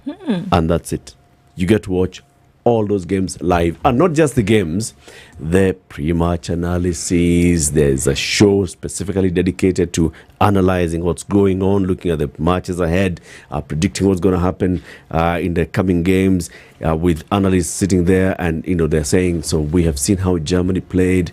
They beat these guys 2-0. They were beaten by Jaka 2-0. What's happening? So what's all those kind of things, the analysis, the post-match, pre-match analysis, the very many shows that have been dedicated just to this. Showmax PL, for how much? 500 shillings. And you watch it on your mobile device. That means wherever you are, you get to watch. Senor. From today. Let's welcome our guests, and we'll be talking about poverty alleviation programming in Kenya. Our two guests, Tadeo Muriuki is the Chief Government Relations Officer, and Leah Okoh is the Country Director for Kenya at Village Enterprise. Leah and Tadeo, good morning. Good morning. Thank you. Welcome to the hot seat of the Situation Room. Mambo ikoje? Mnasikiaje? Kila mtu aseme yake. It's a free country. Everybody speak. No, it's exciting to be here and to have this conversation. So I'm really excited to engaging with you guys and having talking about poverty in Africa and in Kenya. It's very important. Yeah. It's very, very important. As you talk about poverty in Africa and Kenya and everything else that's happening, KRA would like to remind you, today is 24th. 30th is coming. Okay? And if you had some tax that you ought to have paid, at least by the end of 2022, and you hadn't paid, several things happened. So because you have not paid or you've not filed your taxes, there's penalty. And every month, there's interest that's accruing on the principal tax that you should have paid. Now, if it is 20 months, interest times 20 months, plus the penalty. Can you imagine? And now you're looking at that and wondering, my goodness, that is so much. What else can we do? How do we do it? Now they're saying there's a tax amnesty program that's been running. It's coming to an end this month, and you have to apply for it. Seriously? Yes, you do. So you can log on to the website www.kra.go.ke. You'll find a tab that says what? It says iTax. You will then click on that tab. Then you will find another tab that says Debt and Enforcement, under which you apply for the amnesty. And Titi, what do they call that thing? Trigger payment. There's a trigger. As soon as you get in there, it's triggered. They say, okay, because if you had filed if you had not filed, and now you're applying for the amnesty, it's triggered and it clears any interests and penalties that would have accrued, right? So it goes off immediately. So what they're asking you to do is just activate it, log in and find out what you can do. If this whole thing of logging on, finding the tab, triggering anything confuses you, just call. City knows the number. Yes, it's 0711 099 then 999. Voila. That's it. Someone will answer. You know, it's scary when you call them the answer. And then you'll have this conversation. Yeah, then you'll have this conversation. Very good. City. Yes. Why don't you take today on layer to Mauritania? Is it Mauritania or Mauritius? No. Mauritius was where we were last week. Okay. This week we're in Mauritania. To be specific, the Islamic Republic of Mauritania, Islamic, has a very interesting history. Okay? Very interesting. That's a story for another day. I want to take a guess. So, I want you to take a guess. The capital of Mauritania. Who goes first, Am I Leah? allowed to get? No. We have to let her guess. Today you have been nominated to go first. You can't put me on the spot. All right. Okay. No, you've done very well. That was the other place. So at least that is the Mauritius one. We know. We know. That's actually the other Mauritius called the Madagascar. That's the Madagascar. That's the Madagascar. So long as you're within the realms of the Indian Ocean, you're okay. Okay. This one we're actually towards West Africa, Northwest Africa. But that's not bad. It's a good attempt. Leah? Oh, that I'll take a pass. I nominate you. You nominate me? Yeah. Mpe mji. Okay, Mpe mji. Is it Nouakchott? Yes, it is Nouakchott. Okay. Oh, wow. Yes. Is it pronounced Nouakchott or Nouakchott? No, you can pronounce it the How way do you you want like, it? so long as you understand that we're talking about the capital and the largest city of Mauritania. That's all right. Once you go to Nouakchott, you're doing okay. Nouakchott, you're doing okay. As long as there's chot. Chot at the end of it, you are okay with it. Okay? Right, the proverb. Listen carefully, because at the end of the proverb, we'll want you to interpret it. So you need to listen carefully. We will assist you and give you certain disclaimers. But let me read the proverb first. If you watch your pot, your food will not burn. Now, here we're not referring to pot belly, okay? So if you have a pot belly, don't watch it. That's not what they're referring to. All right, let me read again. If you watch your pot, your food will not burn. Your food might. Okay. Okay, now, Tadeo. Yes. Nominate Leah. Let's go first. I should have taken the first one. And did you say that the pot in this case is not the belly? Not the belly. Yes. Pot as in traditional sufuria. Yes. You know, that reminds me of when you're boiling milk and you just watch it and it doesn't flow over as it burns, then you take just a second to look at something and then the milk comes out. But with regards to what you've just said, if you pay attention to something very important to you and you work diligently around it, then you're going to succeed. It's not going to fail. Tadeo? I think I agree with that. It really is. You have to be there paying attention to details to be that. But do you know there's also an opposite of that? They say a cooked pot never boils. That one is very true. Right? You're always there, you're watching, you're counting time and wondering when is that water ever going to boil? And it takes something that takes 2 minutes feels like it's 20 minutes. So you both understood it. Thank you. Very nice. Very nice. Now tell us about Village Enterprise. What is it? Great. So thank you so much again for having us here. We're so excited to be here. Leah and I are big fans of your show, and we tune in regularly to listen to your show. So Village Enterprise, we implement a model called a poverty graduation model. And the reason we're here is because we work in terms of ending extreme poverty, but we have a lot of other models out there. But with the model we implement is a very robust, rigorous model that's been tested and evaluated in different countries, in context. In Kenya, we've been around for a while, and Leah can say how long we've been around. But it's a model that we are really advocating because we see it as, if not the silver bullet, as one of the surest bets to end extreme poverty, not only in Kenya, but also in Africa.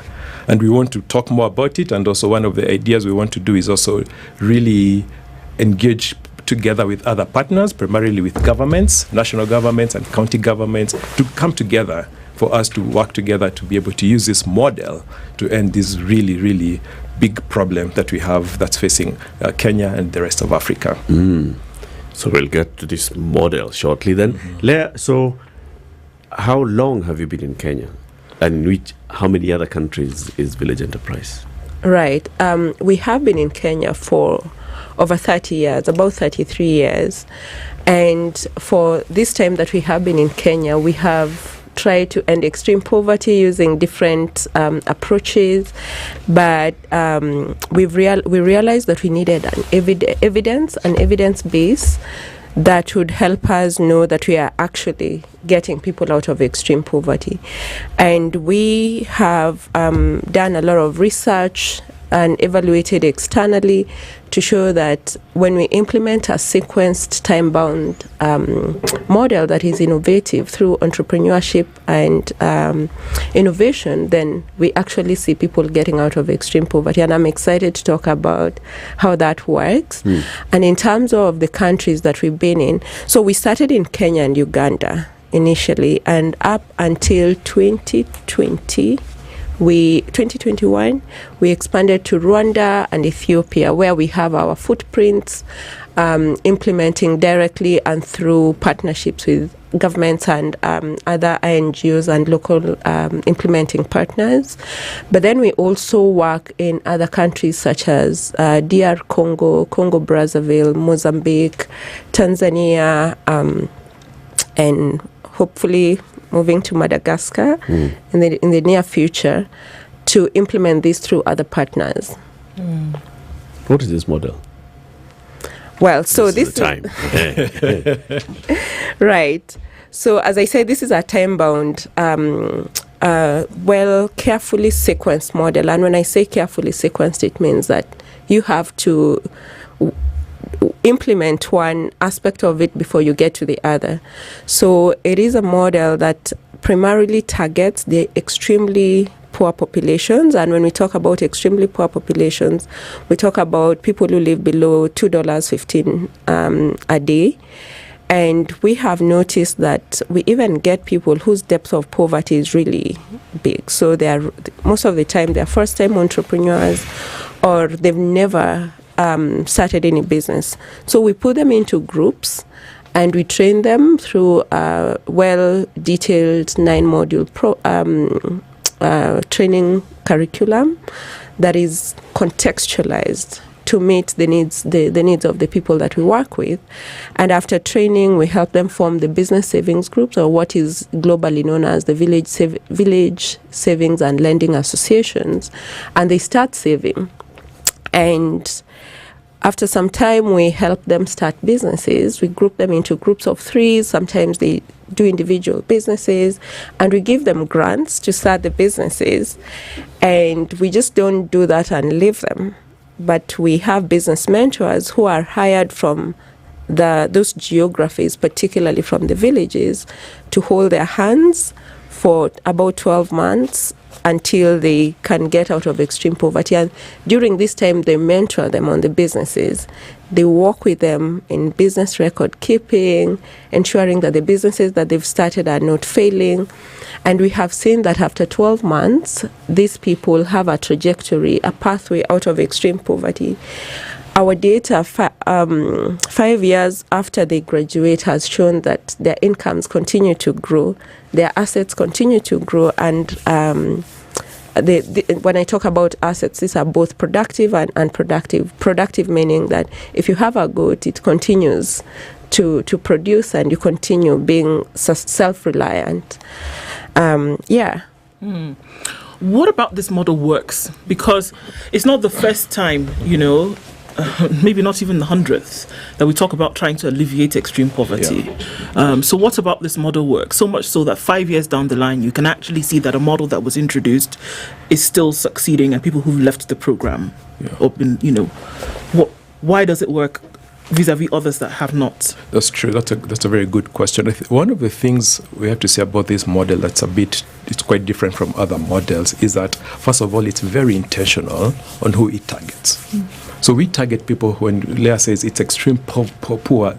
Even somebody on a border, who owns a border to us is a rich person.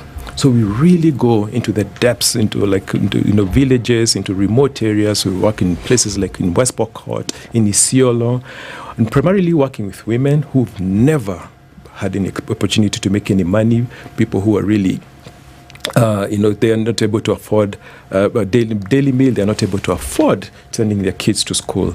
So the intentionality of working with people who actually, the bottom of the bottom, the poor of the poorest, as we call them, is one of the things that makes it very, very apt for what we are doing. Second, as Leah said, it's also a sequence set of interventions. So we handhold them. So we work together. We give them financial literacy training. We give them business training. We get them into a group that they're able to put such savings. This is the first time that they've ever been able to get together as savings. So if you look at the profile of the women who work with us, a lot of them are even shunned by their villagers. And let me just give you a quick example. A few years ago, I remember, we went to a village and we were trying to get people to enroll in our program. And we went to one of these households, and usually what happens is we are accompanied by the village elder to be able to go to these homes because we're new in the village. And he refused to get into that house. Mm. And we asked him, why are you refusing to get in? He says, I think that house is cursed. So we said, we're going to go in and find out what's going on. So when we go in there, we find that this is a woman who's just abandoned. She's a widow. She has 5 kids. Her kids have never been to school. She goes to collect leaves around the village to be able to boil them in the evening to be able to feed her kids.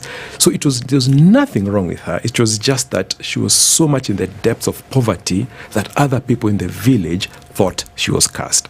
So those are the people we bring together. We're able to provide them with training. And then the biggest difference also of our model is we give a seed capital grant. We do not give loans.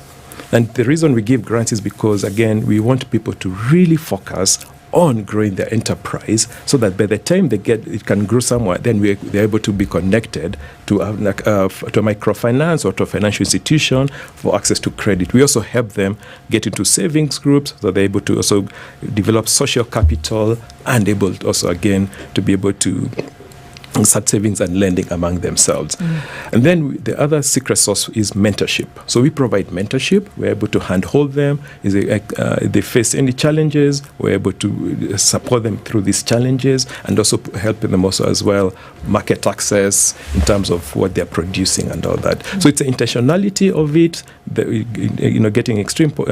targeting the extreme poor, the training, seed capital as grant instead of a loan, and the mentorship. Really, that's, I think, what really makes this a very unique model. Mm. And just to add one more thing, it's a model that's been tested across different countries. India is one very successful. It's been very successful. They're saying apart from the whole industrialization, the technology thing that's driving extreme poverty down, it's also the application of this. And the Indian government is really big in terms of supporting the implementation of this model. It's also been robustly tested. We even have people like Michael Kremer and others who've actually won a Nobel Prize in economics studying this model, seeing how successful it is. Let me ask the question. Yeah. How do you get to identify these extremely below poverty poor people? Good question. May I ask Latiff? Right. So we use both participatory subjective and objective methods. And when I talk about participatory, is that first of all we go in through the government, because it's the responsibility to take care of its citizens, and the people are protected by the government in this local context, and this is across Africa. And so we work with other partners. If we go, for example, into a geography, into a county, we know that other programs are there. So we work through working with other organizations, both NGOs, the private sector and the government, to just identify, first of all, where is the need, which sub-counties, which wards, which villages are the most poor. So the first part is geographical targeting, where we identify which county and which village is extremely poor. And then also we identify what is already existing there so that we do not duplicate efforts. Once we have that identification, so when it comes to identifying the individuals, we work with local governments, in this case the chiefs, the DCC, that's the Deputy County Commissioners, to introduce us to these villages. And they introduce us to the village elders. So the first process is called the transect walk, where we have to, so first of all, when I say we, it means the business mentors who are hired from these villages. So they walk around the village to identify the boundaries, the geographical boundaries, but also to understand the socioeconomic aspects of the village. And they do this with the village elders. During this time, there are conversations that are being held around, what's happening. And I think to Tadeo's point in terms of where people thinking the extremely poor households are cursed, among others. So once we do that, we come together with about 7 to 9 village elders. And why we work with village elders is because they are the representatives of the households, to make sure that every individual in that geography is represented. And the Nyumba Kumi setup, where now the village elder has a list. We have a list of each and every household in this village.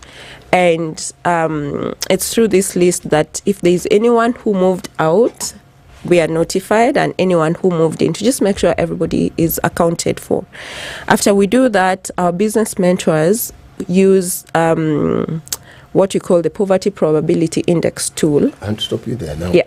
These business mentors, where do you get them from?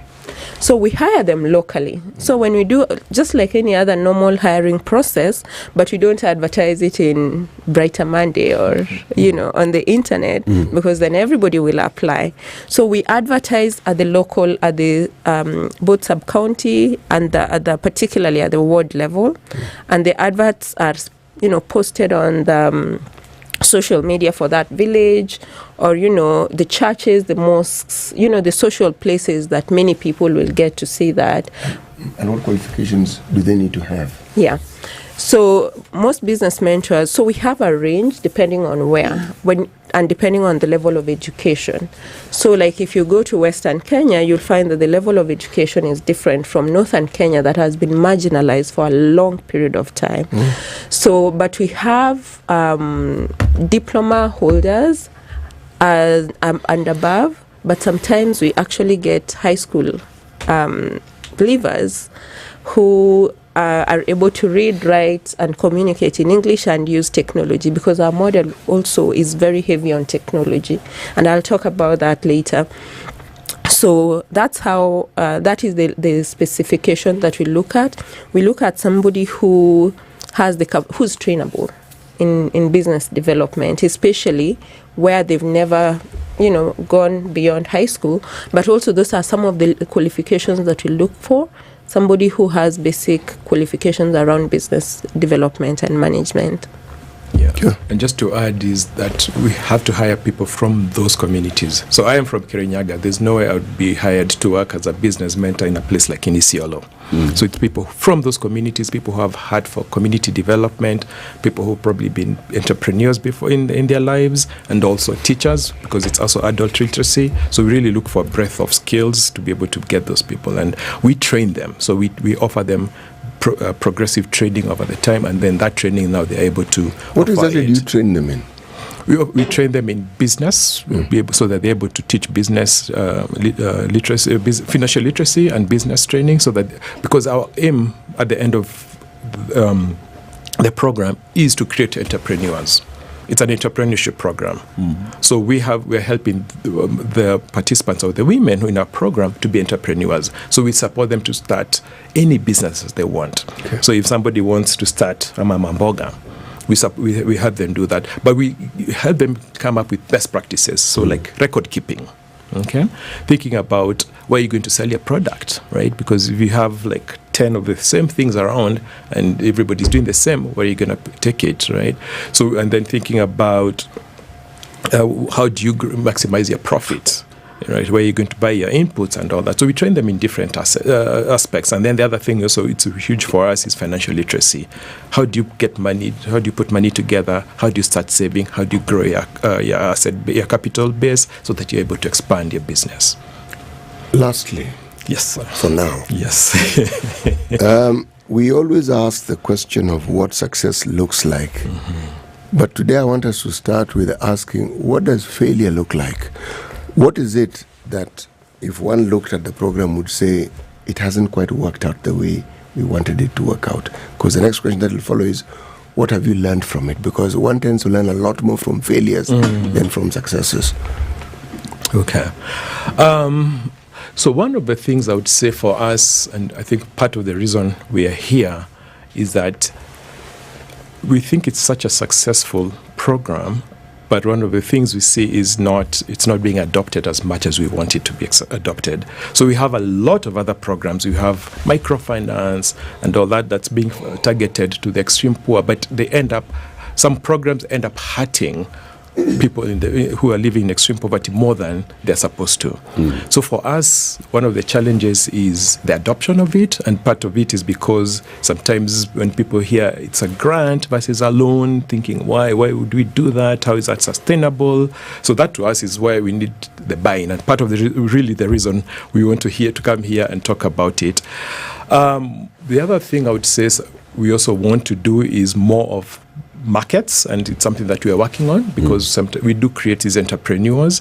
We want them to continue growing, right? So sometimes we have you may have entrepreneurs who are maybe producing onions. At the point we were producing onions, the market looked very good, but at some point it becomes a surplus, right? Because everybody's producing onions. So how do we work on that? And so some of the innovations we're trying to work on in terms of working with market players, like, with producers or contract farming and all that, to be able to work on these things. Yeah. I want to take a break. Sure. At 24 minutes to 8. When you come out of this break, I'd like you to give us a practical case study. Probably in the village where you went to, and you went into the house of this extremely poor person whom the village elder believes this is a cursed homestead. Take us through how you went into that one, how you actually took them through training, and the business that they started, and how the businesses are doing now. Okay. And let's see now this model at work. Sounds good. Our guest this morning, Tadeo Muriuki, is a Chief Government Relations Officer, and Lea Okoh is a Country Director at an NGO called Village Enterprise. It's been in this country for 30 years. Working in various communities. You'll tell us some of those communities that you've worked in. And also, it's in Kenya, it's in Uganda, it's in Rwanda, it's in Ethiopia, but also you've seen the model being tested and worked on in other countries as well, like Tanzania, DRC, like you said, right? Yeah. The Congo, Brazzaville, and others. Kenya's biggest conversation takes this quick break to take a look at the traffic and the weather. Stanbic tells you, if you make a switch, you can win. How do you do that? You have a phone. Yeah. You can actually open an account on your phone. If it's on mobile. Yeah. And so long as it's selfie enabled, or, picture enabled with a good camera, you can actually take a picture of yourself, open your account, get to the business. Okay? Now, that means that you then are into the system, isn't it? Yeah. Now, if you put 50,000 shillings in your account, many things can happen. Over the next few months, there will be winners. 200,000 shillings, first place. 100,000 shillings, first runners up. 50,000 shillings, second runners up. Every month. Then at the end of it, in September, there's a grand draw, where by virtue of the fact that you opened your account and you're doing all this thing, you enter into a draw. First winner takes away 1 million shillings, the next 500,000, and the one after that 300,000 shillings. Many things cooking in this Stanbic pot, because if you take on a home loan, or if you have yours bought over, is a fixed term rate of 9.5%. 9.5% won't go higher than that. We don't know if it will drop, but it will not go higher. For the duration of the loan. Exactly. Fixed at 9.5. Exactly. Up to 25 years. Yes, please. Jesus. I know. Why wouldn't you want to do this? Why wouldn't you want to make the switch to Stanbic today? Tell us about the weather. Okay. This is a lovely one. This is the Situation Room the only way to start your day. The weather with SpiceFM. Cloudy conditions in Nairobi this morning. It is 11 degrees. We'll see highs of 22 and highs of 25. In a sunny Nakuru at 14. It's 13 and sunny in Nyeri, going to highs of 21. And Eldoret will see highs of 23, where it's sunny this Monday morning at 12. Looking into a sunny Mombasa at 24, and at 26, it's sunny in Malindi. It's 19 and sunny in Kisumu, going to highs of 29, and we'll see highs of 27 in a sunny Kakamega at 17. It's 21 and sunny in Kampala with highs of 27, and Dar es Salaam is now sunny after the morning rain at 23, going to highs of 30. Into a partly cloudy Johannesburg, 8 degrees, and Mogadishu is sunny at 26. It's 14 and raining in Addis Ababa, while Lagos is clear at 26. Kinshasa is clear at 22.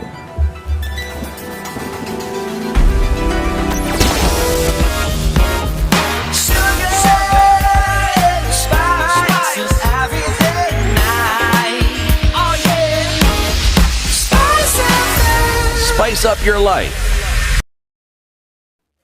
All right, so where are you this morning? If you're coming off a thicker superhighway, traffic still continues as you're getting into the CBD. Quite heavy, so all the way beyond the Allsops junction. Look at that traffic coming in then heavy from Garden City. Reduced significantly coming in from Githurai. Service lanes are working. Think about that. The Northern Bypass, and then coming in all the way from Kiambu Road, crossing over the Northern Bypass and then getting through towards Muthaiga Square. Very, very busy. Also busy on Gong Road, but we're looking at quite some traffic coming in from Limuru Road. It's going to catch up with what's going on along Wangari Maathai and then skip over towards Uhuru Highway by way of museums. So that's busy. It's also very busy on Haile Selassie this morning, as is on Uhuru Highway. And then coming in from Langata Road, traffic is bumper to bumper through towards Uhuru Highway. I beg your pardon, Jogo Road, very busy as well. We are in traffic hour, just kicked off. Let's see what happens as we get through it. We'll talk on SpiceFM KE on X hashtag The Situation Room. Mature, intelligent talk every morning. Spice up yourself.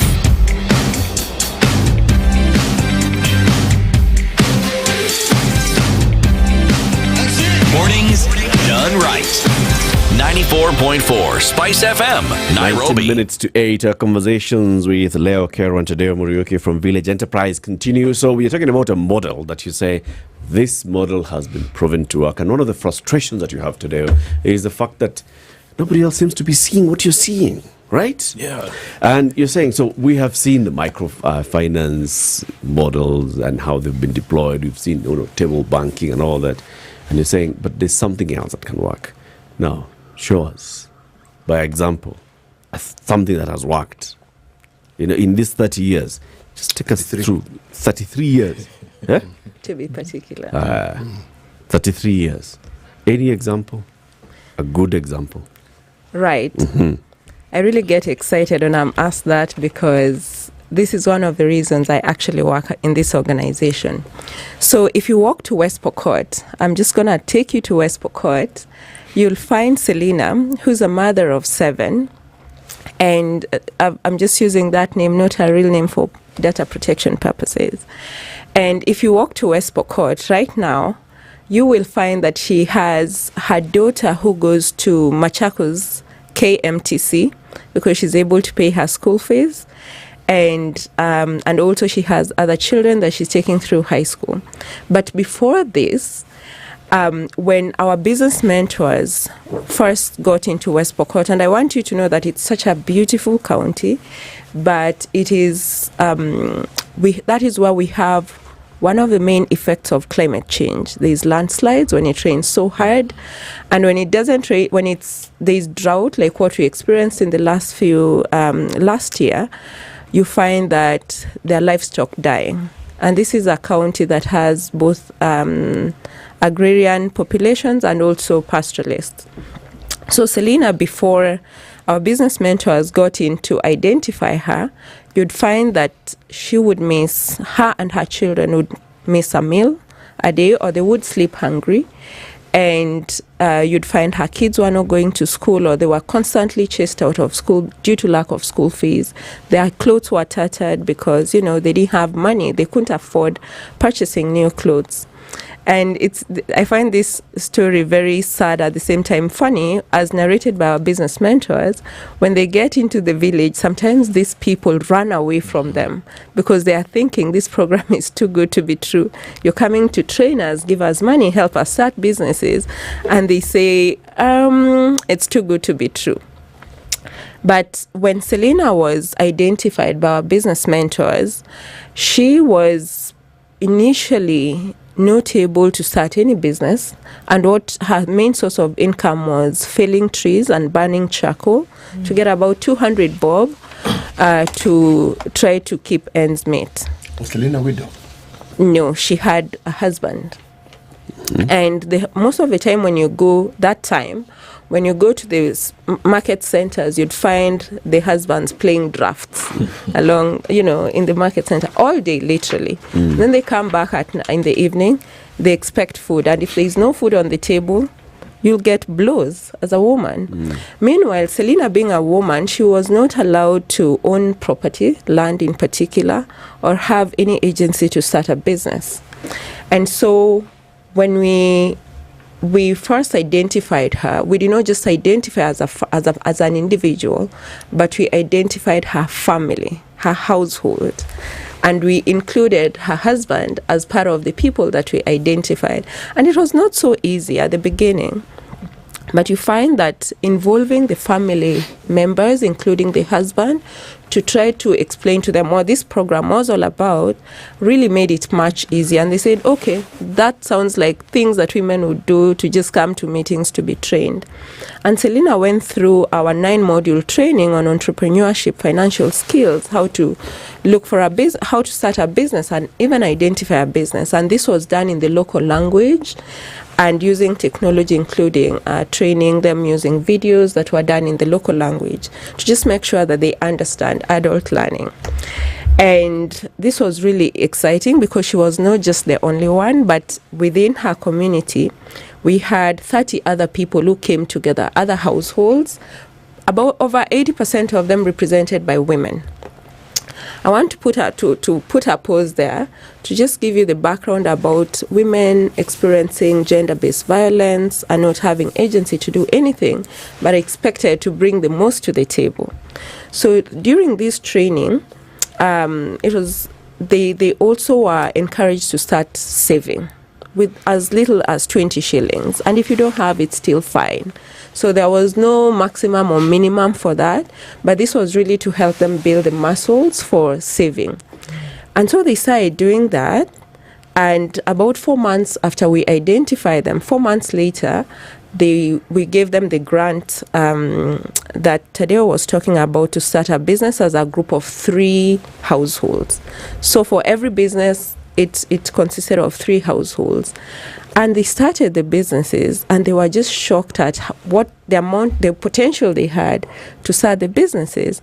And they started saving, coming together to have the social capital in the savings group where they could talk about, women we like sometimes talking about things that are, affect us, sometimes. Gossiping, do you get us?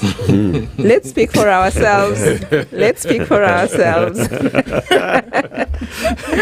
Right?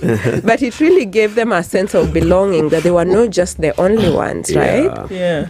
So that journey and starting a business and saying that this is my business really made them feel better about themselves as a woman. So what came first?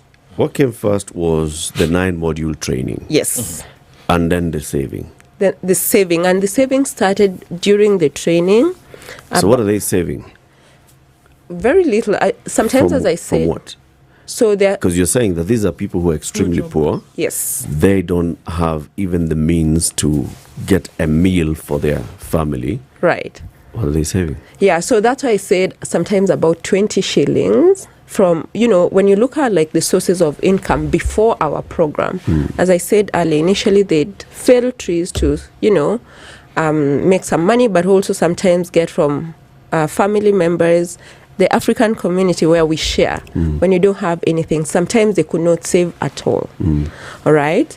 So when they So you are actually introducing the principle of saving. Right. Yeah. Okay. Right, at the beginning. And as you progress, you'd see how the savings would increase because they started businesses, they would sell, and most of them would start businesses around retail, buying and selling of goods, or, you know, setting up a kiosk to just purchase and sell, you know, the household consumables from the grant that we gave them. And now that is where the money started flowing in. Okay, started to circulate. Exactly. So in this case, do you know how many people have gone through this program? And I ask this because, it's such a biting thing, this poverty, isn't it, in some parts? But then I also am a firm believer that development begets development. That if you see it happening and you can unfold it, then you can also... Others will start to mimic it if they can see the benefits of it. So, how many people have then been able to go through the program that would stand on the other side of it and say, well, you know, I went through this and it worked for me? So we've been able to help start about 80,000 businesses and about over 200,000 households are benefited, translating to about 1.8 million people being lifted out of extreme poverty over the years. And as you said, you've rightfully said that, you know, development begets development, where others are actually curious about, you know, if I was on the same level as Selina, what is she doing that I can also start doing? And sometimes, you know, as in the African setup, we help each other sometimes. Or if I see you've set up a kiosk, I'm going to set up one next to you, right? So we have seen that. We have encountered the unintended or the spillover. But at least what I can talk about as Village Enterprise, we've been able to lift about 1.8 million people out of extreme poverty. And I think over and above just the money aspect of it, we have seen, Selina will tell you, that there's this name, it's a Luya name that's called Mukasa, which means a village elder, because that has really improved their sense of belonging, well-being, and their social standing in the society. So you see some of these women are becoming peer members, Parents Association members in their kids' schools. They are becoming village elders themselves. In fact, I was with them a few weeks ago, and I was really excited to hear them saying, you know, the love in the home has increased because now their husbands are supporting them do the heavy lifting when they have started businesses around onion farming, in terms of taking that to the market, helping in negotiating for prices at the marketplace. And they just want to support these businesses. So that has also significantly reduced, as reported by our entrepreneurs, reduced gender-based violence at the home, and also increased their sense of well-being. They actually say, no, I can carry a handbag like you, Leah. It's no, dignity. Exactly. Wow. So how many children does Selina now have? She still has 7. She has not added. Well, she said the love improved. That can be measured in different other ways. That kind of development does not beget more.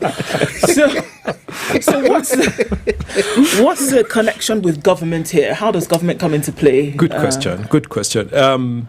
So we've seen, because of the evaluation, the rigorous evaluations that's been done across different countries, different contexts, we've seen governments saying this is the model that we want to implement. Because, you know, when you think about the numerous livelihood programs or poverty alleviation programs government implements, sometimes it's hard to see the impact. Okay? Sometimes. I have to be very careful with my words here. Okay, let's stay with sometimes. Okay, sometimes. But just over this, you know, thinking about since independence, how much money governments have put in, also how much money donors have put in, right? You find it's very hard to see what's the impact. But this is a model where, as you can see, Leah can clearly articulate, you can track that household since the time that household started being in our program until 10 years later. You want to go there 3 years from now, you'll assess the impact. You want to go 5 years from now, you'll assess the impact. And you can track down to the individual. You can track down to the individual. You can also track down to the village level. You can see the impact at a meta level. Which is why I was asking how government is involved in all of this, because if it's a brilliant model. It is. How are they involved? And So one of the things government is, and we've actually been working in the Kenyan government, is there's a program they're calling the Kenya Socio-Economic Inclusion Project. So that is it's a money funding that they've gotten from the World Bank. Again, World Bank being very interested in this model, they've been able to provide funding to the Kenyan government, and we've been able to help the Kenyan government. First of all, we started helping them in the implementation phase, where we implemented and they were able to shadow us. But now government has taken over, and it's implementing this in 5 counties. So it's doing this in Makueni, in Taita Taveta, in Murang'a, in Marsabit, and Kisumu. And the whole plan is to really have government being able to implement this. So we're calling it a cash plus. Government is huge in terms of social protection, where they've been offering cash transfers, and cash transfers are really good, right? Because they're able to provide needs for the short-term needs, right? They're what we call consumption smoothing. But what next? How do you help people to graduate into what we call sustainable livelihoods? And that's what government is looking at. So if we continue giving this cash every month, and maybe it's not that much, 2,000 shillings, how are you going to ever get that person out of the situation they are in? So government has come up with this program, and it's really working well. It's still in the pilot, and Village Enterprise is really supporting in terms of that. The other place we're also working, and we really see we're going to be successful, is we're also doing some work with the county governments, particularly right now with Makueni and Taita Taveta. And I have to say, the excitement is very palpable. You can tell, we met with the governors, we've met with the local leadership there, and they're very excited about this program. So it's still work in progress. So right now what we're trying to help, especially at the county level, is develop policies to be able to inform budget allocation, one. The second one is in terms of helping them develop a monitoring system, because you also do not want to just start programming and then you're not able to see what kind of activities are our participants undertaking. What's the impact? Okay. So one of the things when we talk to the county government, they're saying, we have all these plans, like an empowerment fund, or national government had like the women's empowerment fund, but they said when you look at the people who are applying for that, they're necessarily the extreme poor. So there was a gap, and that's why we come to fill in. So we come and support them so that they're able to lift them in a way that now they can be able to access some of these funds and expand their capital base. And I'm to say this on a personal note, I think one of the biggest challenges a lot of these funds have not been successful is because they've missed that piece. So you see there's a lot of default rates, some of the funds even going out of business because of that missing piece. So you have to be able, first of all, to train people to be able to undertake business. You have to provide them the mentorship, and especially people who are living in extreme poverty, give them some sort of seed capital so that they don't have, as a grant, so that they don't have to be worrying, 4 months from now, how am I going to be repaying this? Because you've seen when sometimes even we go to the villages, and when we tell them that we are coming to help them, the first thing they ask us, are you a microfinance? Yeah. And we have been kicked out in some places because of that misconception. Hii loan yetu ile unajua jirani yangu alikuwa na ng'ombe imechukuliwa. Some microfinance institutions even go and pull the mabati roofs. Yes. Because they were given loans, but they never were given the training or ability to start a productive activity to be able to repay. So what then is the success secret ingredient in this model? Is it the training by locals? Is it the seed capital? Is it what is it? And that's the thing. I think it's a combination. It can't be one. It is. And that's why training training happens. Yeah. Access to capital happens. Okay. Mentorship happens. I'm sure there are many organizations that will tell us, we go into a community and we mentor and we handhold the people and we show them business and we train them on bookkeeping, on the basic bookkeeping. All those things happen. Yeah. But how many organizations, first of all, target the extreme poor? One. Then, after you do the training, you give them a jumpstart grant. You tell them, after the training, I'm going to give... You can. How much it is. So it depends. So it depends for us as an organization, because we also rely on donor funding, and so we don't have as it's about $200 for a 3-person group. So it's not that much money. It's about 20,000. It's a lot of money. That's in the context of a Nairobi person, maybe Okay. But remember, it's a seed capital. It's grant just to start a business, right? And then for the government one, they're giving about 30,000 per household to be able to do shillings, but it's a one-off thing. But it's a combination of all. You need all of those. So once you give that grant, you also want, it's a conditional grant. We want to make sure that they've invested that grant in that business. And you're checking. And then they are going to have challenges, right? People give up very easily. Business is not easy, right? So it's that combination. And then also having that savings group to be able to do that. So for us, really what we are trying to say is we really need governments to come on board. We've seen some interest. County governments come on board. We think of all the programs that are out there. This is what comes closest to the silver bullet to solve with those extreme two poverty. that you're working with now, with Makueni and Taita Taveta, right? Once you roll out the program, come. Let's talk about what's happening in Makueni, in Taita Taveta. Let's talk about specific villages and individuals who are benefiting. Even let them come and even say, we actually worked with these guys and we can attest that it works. And just to add on to that, I think one of the things that sets us apart as well is our cost effectiveness. We are one of the most cost effective programs across Africa. And also for every dollar, the return on investment, for every dollar invested, the entrepreneurs, from the businesses, they make $5.4. Wow. Yeah. ROI Koju. Yep. Leo Okoh, Country Director for Kenya, and Tadeo Murioki, Chief Government Relations Officer at Village Enterprise. They've been our guests. 8 a.m. news time. It's now 8 a.m. Get effective relief from strong pain with Panadol Extra. Panadol. Relief starts here. There is no need for police officers to injure the protesters because it is their constitutional right to protest and complain about their interests. Fighting your own children because they are crying, you did not provide bread for them. It's just like you can walk into your house and your child is crying, Baba, I need bread. Baba, I need bread, and the child drops down on the floor. Do you shoot this child? You can't shoot your own child.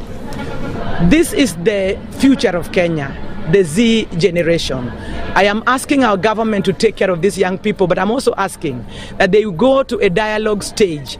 And if there would be another debate, it would have been wonderful. I don't know what happens after this, but I know that some of them and most of them have been disappointed that OET also asked the protesters to be careful during the protest to ensure that they do not put their lives in danger.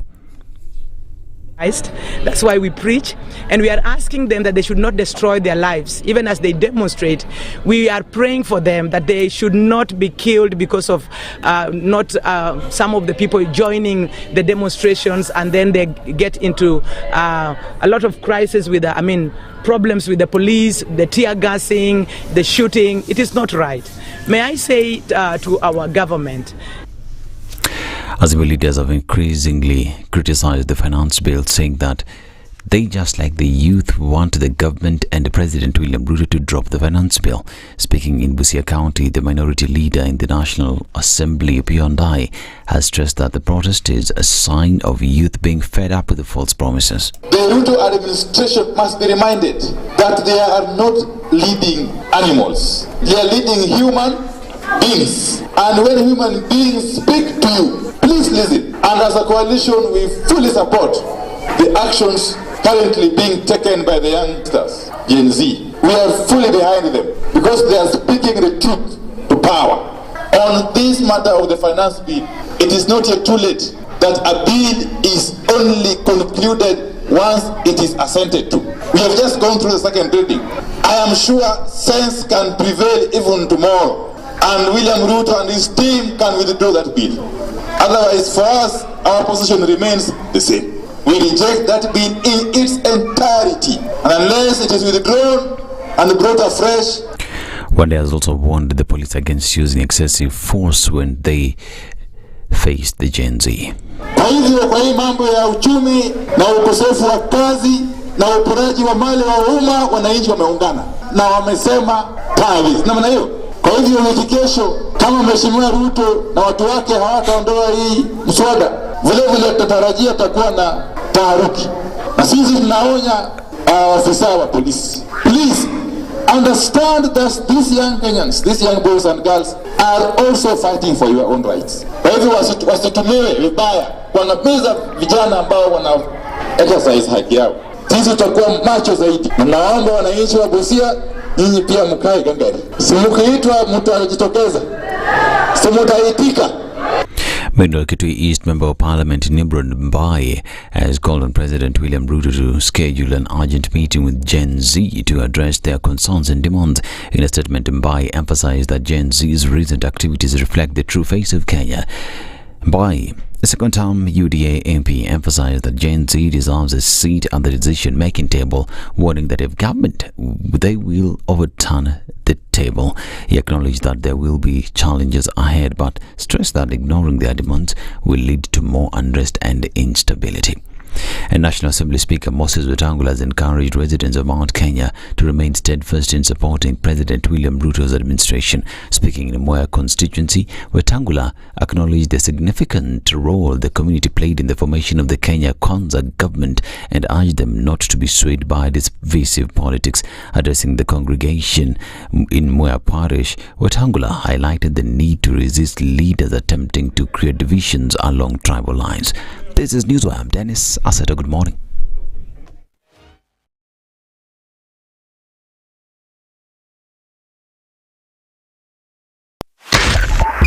.5 Spice FM, Kisumu. Okay, so we're getting into it this Monday morning. There's traffic from everywhere, all over. Langata Road, heavy. It's coming in all the way from the Southern Bypass interchange all the way through to Uhuru Highway. What happened today that Langata decided that they're going to have heavy traffic like this? I do not know. Some of that traffic is spilling over towards Raila Odinga Way. We're also seeing some traffic coming in from Gong Road, and they've decided we're not going to stick with this traffic on Gong Road. We're going to try and find a way through Kibera, go through the Southern Bypass, and then guess what? They land on Langata Road. So, oh no. Also, traffic very heavy through this whole loop. Loitoktok, Kileleshwa, out towards Mzima Springs, touching on James Gishuru, spilling over towards the Red Hill Link Road. There's traffic that also coming in on Wayaki Way. I mean, my goodness. Everywhere you look this morning, you'll find it. It's also coming in heavy still on the Thika Superhighway and on the Red Hill Road. On the top side, Okoh is coming out then towards Limuru Road. Traffic is everywhere this morning. Let us know where you might be stuck this morning. Let's share a good route. If you have one, we'll talk SpiceFM KE on X hashtag. The Situation Room.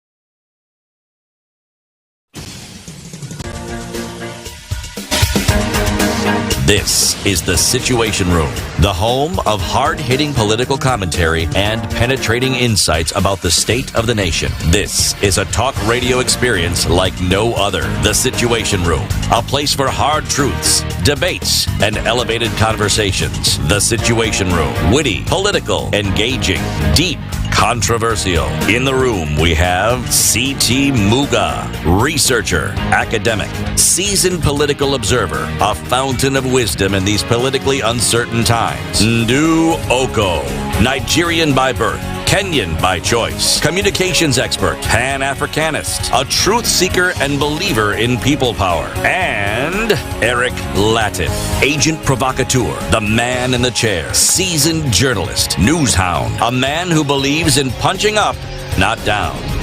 This is The Situation Room the only way to start your day. 7 after 8, on to the third hour of the Situation Room. How you doing? Remember, the 30th of June is coming, and KRA is telling you that the tax amnesty program that they've been running will be coming to an end. So what you need to do is go onto your iTax and apply for the tax amnesty, or you can call them. City, what's the number again? 07? 07 11 099 then 999. 0711. That's the phone number. If you use it, it won't go to anybody else. It will go to KRA direct. And you can speak to them. It'll be spoken to. And you tell them that you just want to apply for the tax amnesty program. Yes. You'll have a conversation. Take advantage of it. Only a few days left. 6, 7 inclusive of the final day. Okay? This is like that. And if you have 500 shillings and you're thinking, my goodness, I'd like to watch football, so you have to look for the next pub that is showing the games. It's in the middle of the night. Then I have to now go back home. No, you can actually watch the UEFA Euro as it's going on. You can watch it on your mobile device. It's as simple as just subscribing to Showmax PL. And how much is it? It's 500 shillings and you can watch it on your mobile. So you can imagine that tonight you can watch Croatia play Italy. Live. You can also watch Albania play Spain. Live. Tonight, live. Yes. And you can watch from the pre-match analysis to the post-match analysis to a special show that's actually been done at looking at the Euro. Okay? All those things. 500 shillings. 500 bob. Our next guest is in the studio. He is here to tell us about how he sees the things happening in the country. And as we welcome him, Ndu, yes, please tell us about Aga Khan University Hospital's new branch in Roysambu. So specialized care has been brought to Roysambu. You need dialysis, cancer care, or minor surgery. So don't go where you have to look for a specialist or look for those services. Just go to the Aga Khan University Hospital Specialized Care at the Roysambu Specialty Center. It's located at the Jewel Plaza on Roysambu Roundabout. So some of the services include dialysis, chemotherapy, daycare, surgery, and endoscopy. And it's all handled by a team of specialists from oncologists to gastroenterologists, general surgeons, and internal medicine specialists, amongst others. The Aga Khan University Hospital believes that quality specialized care should be available near where people work and live. So that's why the center was opened. Kidney care, as well as specialized cancer care. The Aga Khan University Hospital is world-class care here and now. All right. Tomorrow, members of the National Assembly will be sitting as a committee of the whole House to discuss the finance bill. Amendments will be introduced, and then they will be debating and voting clause by clause. Okay? Now that's a big thing. The party with the highest number of members of parliament in the National Assembly is UDA. And the deputy executive director of that party is Brian Higgins Bogwa. He's our next guest. Higgins, good morning. Good morning. Welcome to the hot seat of the Situation Room. Thank you very much. Karibu sana. Asante. Mambo iko vipi? Mambo iko sawa. Udasikia vijana? Kabisa. Wanazungumza? Kabisa. Okay. Yeah. City, please welcome the deputy ED with the day's proverb. Yes, karibu sana. Our proverbs for the whole of this week come from the Islamic Republic of Mauritania, not to be confused with Mauritius. Okay? If you watch your pot, your food will not burn. If you watch your pot, your food will not burn. Higgins, what's your interpretation of this proverb?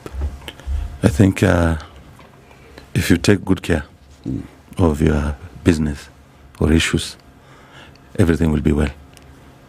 You take good care of issues, everything will be well. Yeah. That's a good interpretation, isn't it? Simple and straightforward, and yes, it is a good interpretation. Directly. You're watching your pot, food will not burn. Yep. Do you think the government is watching the pot? Actually, the government is trying to watch the pot amidst a lot of challenges. If you're aware, last year we paid close to 1.9 trillion in debt, up from a projected 1.6 trillion because of the redemption of the Eurobond. You find that counties, for example, they're allocated 400 billion this financial year. And this financial year will be paying the next financial year will be paying close to 1.7 trillion in debt. So you have 1.7 trillion in debt. You have 400 billion going to counties. You have close to 670 billion going to education and other sectors. So when you try to find where to cut, it becomes possibly impossible. Most people usually bash Parliament. I say MPs earn a lot of money. We should start by cutting their money. But I'd like to remind them that the entire budget of Parliament is only 40 billion out of 4 trillion shilling budget. So we need to have an honest conversation on this issue. And we have to discuss it candidly, without intimidation or coercion. People must discuss their issue. And I'm happy for the first time people are discussing issues. This finance bill has been there throughout. I think the last 2 years, people are discussing finance bill, which is a good thing. That means in the next election, for example, issue of taxation will arise. We will promise Kenyans this, and we'll have to tell them where we'll get the money from. But the government gets money from two sources, either debt or taxes. We've crowded our debt space. We only remain with taxes. And what the government is doing when they launched their medium-term revenue strategy up to 2026, 2027, the president has said he wants to move our tax rate from 14% percentage to GDP to 20%. Because in Kenya, for example, most of our industries are informal. So they're very hard to tax. So you find every time there's a taxation issue, it's always a small pool of individuals which carry the entire nation. And we are trying to widen the tax scope and the tax base for the same. Brownie, when you listen to the people right now in this agitation, in this movement of reject finance bill and the outpouring of emotion, what do you think people are against? Is it taxation? Is it the rate of taxation? Is it expenditure? Is it management of government, of public finance? I think they're protesting everything. We have a problem with how the government uses their taxes. People think there's a lot of misuse, corruption, wastage in government. Also, people think that the tax burden has become too much amid the current economic situation. But be as it may, you know how this thing works. The budget is what brings finance bill after it. So the Treasury prepare the budget policy statement, brings to Parliament. Parliament scrutinizes, does public participation, move around County A, County B, asks people which road do you want to be built, which hospital do you want to be built, and everything. So they come up with a budget, of which members of Parliament proudly pass the budget. But they know that the budget must be financed. And this finance bill brings the tax measures to raise the finances to finance the budget. So for the MPs who voted no, it will have been prudent for them to do that from the budget perspective. They say the people are burdened with these taxes. Please remove this road from my constituency, remove this hospital from my constituency, remove this water project from my constituency, so that we can lessen the tax burden.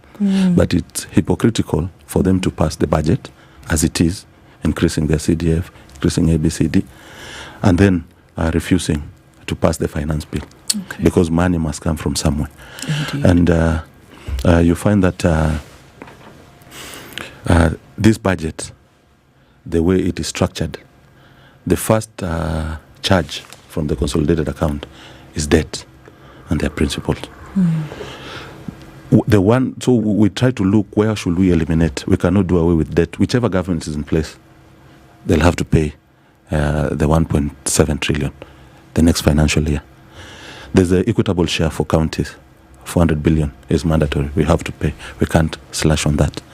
There's investment in education, 670 billion, of which almost 250 is wage bill for the teachers. We can't slash. Sorry, Higgins, can I just step in here and ask a couple of things?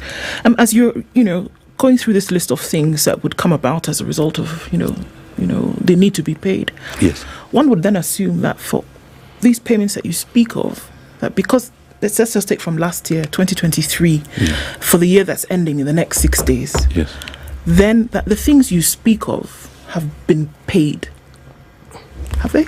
Yeah, but this finance bill is for next financial. No. I'm not even going about. I'm talking about last year. Yes. Because if we're going to use the same argument and apply it to 2023, so everything has been paid. Yes. Let's take education, for example. Yes. Talk about 670 billion shillings. Yes. Has all the capitation for education for the year 2023 was it paid? I guess so. It has been paid. I can tell you for sure that it has not. Maybe the development bit. Capitation that was supposed to go to schools for term 1, 2, and 3 in the year 2023 did not go to schools in completion. And when schools closed in November last year, before we went to write KCSE, there was still pending money that was not paid at the end of the year. We started this year, right? 2024, that's halfway into the financial year, with a debt that had not been sent into capitation. And then we continued for term 1 and still nothing happened. And then the money that was sent from ministry just went towards term 1. Nobody asked questions about what happens to the money that didn't come in 2023. All right? Now, if you look at what has happened over the last 5 years, this 670 billion that you speak of, there is a 10% unpaid amount over the last 5 years of 63 billion shillings that should have gone to capitation. It didn't go. It never goes. Nobody talks about it. That's one example. This is why I asked the question that you say what is supposed to be paid by government is paid, but it is not. So one must ask, where does the money go? I think you know how government works. It does not have money in the bank account stashed there. Government collects as it sends. That's why there's sometimes a need for, say, domestic borrowing just to balance. By the time government does not have money. Who does an audit? Because I think this is established that some of the monies that you speak of have not been paid. And I don't think we can argue about that. We can do an analysis. But who does an audit? Let's just talk about the year 2023, 2024 that ends in 6 days. Okay. Who does an audit of the monies that were said we're going to go 650, 670 to education, 400 to the counties? I believe there's still some money that's being waited for from the counties in terms of the release. Yes. So who does an audit of this money that's supposed to go? Because it comes from taxes, no? If you check, the counties received all their money by end of the last financial year.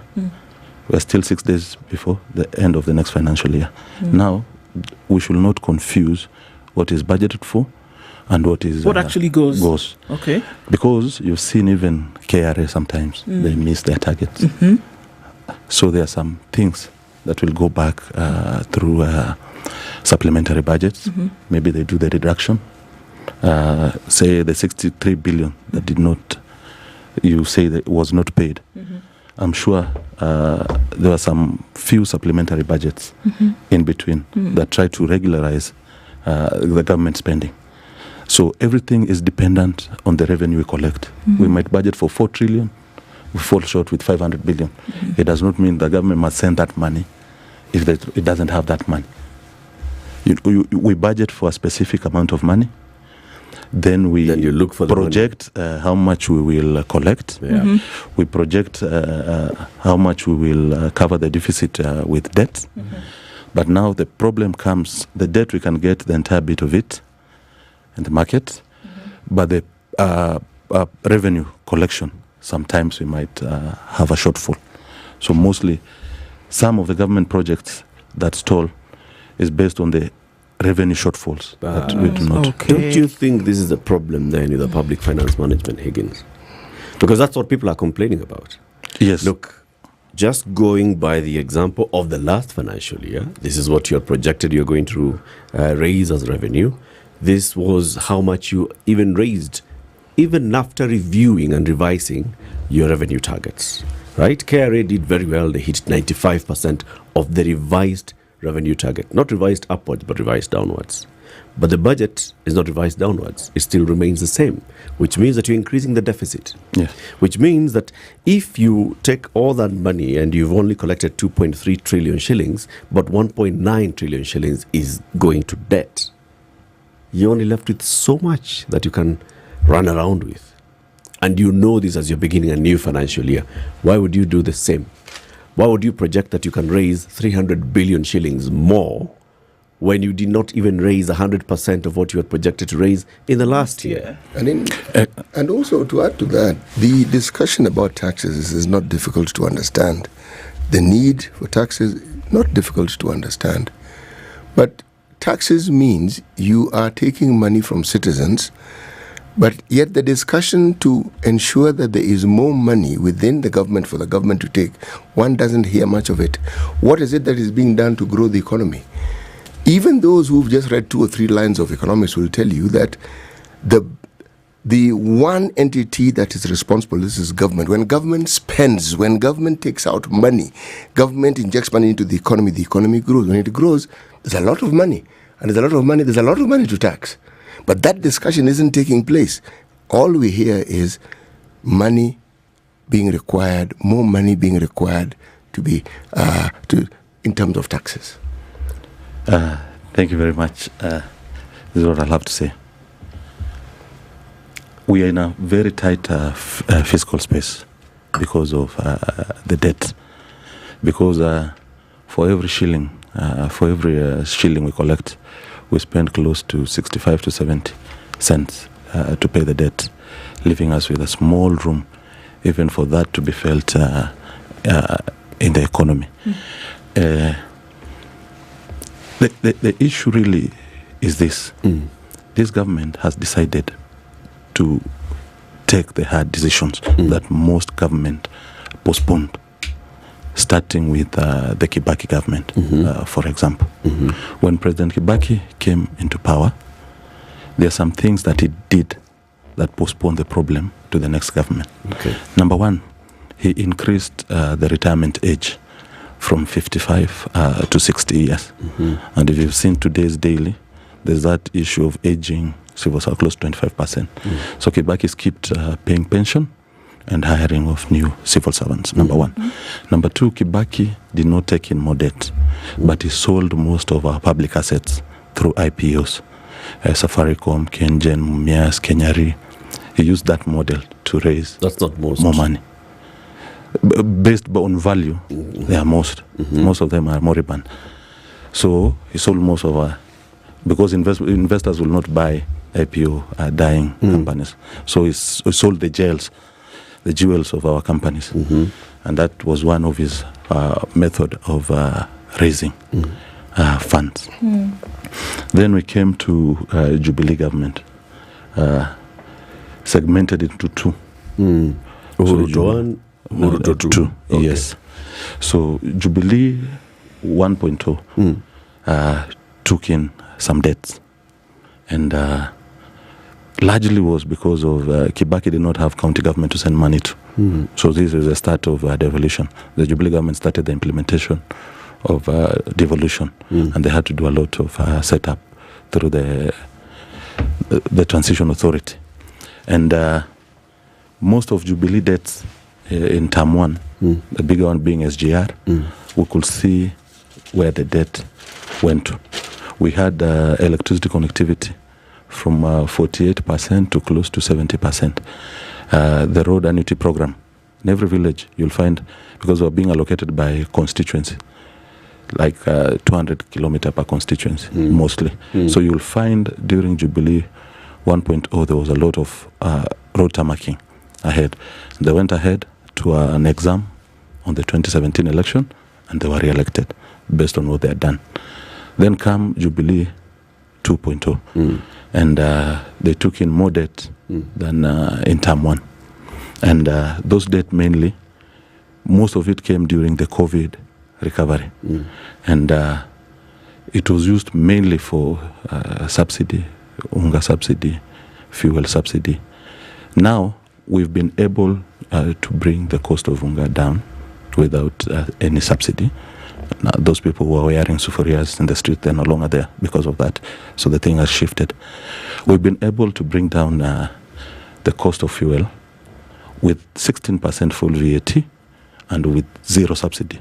Those are the more sustainable way. So how have you brought down the cost of fuel? By being prudent. How? By being prudent. In what? in managing the shilling, for example, the forex, by drafting through the Middle East deal that we received fuel without paying a shilling then, just so that we can have a breathing space. There are a lot of things that happen in between. That brought down the cost of fuel? It did. Or do you have another? Now I'm wondering how that brought down the cost of fuel. Of course, if the dollar was so 160... the G2G deal brought down the cost of fuel? Yes. It just didn't make fuel available to Kenya? No. This is what it did. And this is what it was supposed to achieve. Okay. We were in a fix in terms of forex. So we couldn't have enough forex to purchase the fuel. And in terms of a shortage of forex, countries experience high inflation and the issue of exchange rate. So we needed breathing space so that we can bring in more dollars. As we've seen, we've received a lot of dollars from agricultural productivity.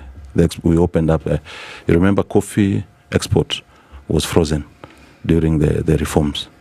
So we exported a lot of coffee. Agriculture sector brought in a lot of dollars. Remittances from diaspora bring in a lot of inflows. And this was a deliberate effort. Previously, there was a decline in diaspora remittances because of certain factors. For example, those who went to Western world long time ago, they had lost touch with us in the country right now. For example, my aunties who went in the 90s, their kids now, they don't have any relation with us here. So that sending, that attachment was gone.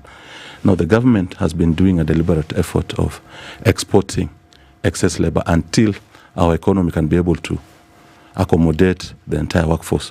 And those people have immediate family in the country now who are dependent on them. And that has helped increase the So what you're saying, Higgins, is those are the measures that have brought the cost of fuel down? Partly. Yes. Okay. If you listen to the people who are out now, talking about the high taxation, the government spending and the unchecked government spending, and the response that is then coming from leaders, some of them are your members of your party, right? Are the members of your party responding to the issues being raised, or are they responding to different issues? I've seen quite a number going to the villages and telling the people why they voted yes. I've seen Didmas Baraza, I've seen the member for Kuresoi, and they're saying the same thing. What are they saying? You told us you want this road built. You told us you want this water project. You told us this is what is contained in the budget, and this finance bill is supposed to raise that. And is this the only time that a budget contains development that has roads, that has water, that has electricity connection? What's different about this budget from the previous budgets? Especially when we know there's that no our difference, borrowing rather. is intended for development. That's what it's purposed for. What I'm saying... So what are they saying that is different now? It's not different now. What I've said in the last 2 years, the first time people are debating this thing, the finance bill has always been there. Last year. What I'm asking is, are your leaders being truthful to the people? They're being when truthful. They say, you told me you want a road, and that's why we are increasing the taxes that you're paying this year to the taxes that you expect you to pay next year, so you can do the road. No. Is it because that there was no road budgeted for in the previous years? What I'm saying... Is it because there was no water project budgeted for in the previous years, or electricity? Is it the first time that this government is budgeting for roads and electricity and water? The first government who are budgeting for these things. But I'm saying this is the first government that the public are talking about finance bill. So it's the public and I'm who asking are about the response. But the public, we are clear. Yes, that's what I'm asking saying. About the response from the leaders, like you've said, you've quoted the leaders, Didmas Barasa, the MP for Kuresoi, and the other MPs, including the MP for Kikuyu. Yes. When they're responding to the people, yes, are they being truthful? They are in their words. In fact, it's the people who should look at the two bills together. Say we don't want finance bill. Correct? Yes. Compare the finance bill with the budget. Ask the people. Say this project is not good for us. Which is why I asked you, Higgins. Are the people only addressing the tax measures, or when you hear the people, are they talking about public finance management as a whole?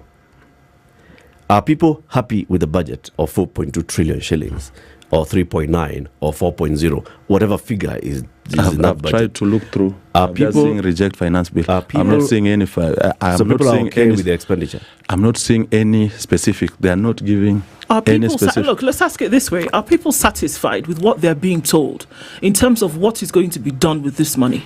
Because if we take historical experience, and this is why I asked the very first question that I did, Yes. that these things that you list here, have we actually seen that the money has gone? And by your own admission, it has not.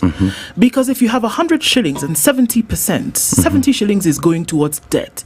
That means you have 30 shillings to do all of these things that you talk about, in addition to taking care of a thunderous wage bill and doing all the development that you speak of, which is impossible. So it has not been done. And so if somebody tells me today that you're complaining about a finance bill or you're complaining about a budget and we can't see any other reasoning, the reasoning in history is enough for me to be able to say, well, look, capitation in 2022, 2023 did not go in completion. That is enough for me to say that your reasoning doesn't make sense. And that is what Kenyans are talking about today. Now, how can you prove, seriously, Higgins, how can you prove that 1 shilling which you told me that would go to roads, I should be able to see a road in completion from point A to point B? And that is what I'm asking. Can we see in an auditing of what budgets do that the money that you said we are trying to raise domestically, Mr. Speaker, sir, has actually gone to that thing? And if we don't have something like that, suffice to say that all this noise is nothing. So that's my question. Can we see a trace from point A to point B? Just take the last year. Yeah. The last year. You know, everything has their own metrics. For example, we have close to 160,000 network of road kilometers. Think of it, less than 20% is tarmacked. So for roads, you can measure by the number of kilometers. You can go to my village, there was no road here, now there's a road here. So the citizen should also scrutinize the budget. This is what I'm saying. Don't separate finance bill from the budget. So that you tell us, last year, this road was allocated this amount. It was supposed to be 20 kilometers of tarmac. I've gone there, there's no this particular road. Anyway, number one. So trying to separate the budget from the finance bill, I don't think is the right thing to do. Nobody's separating. My brother, we're saying the same thing. No. They are not separating.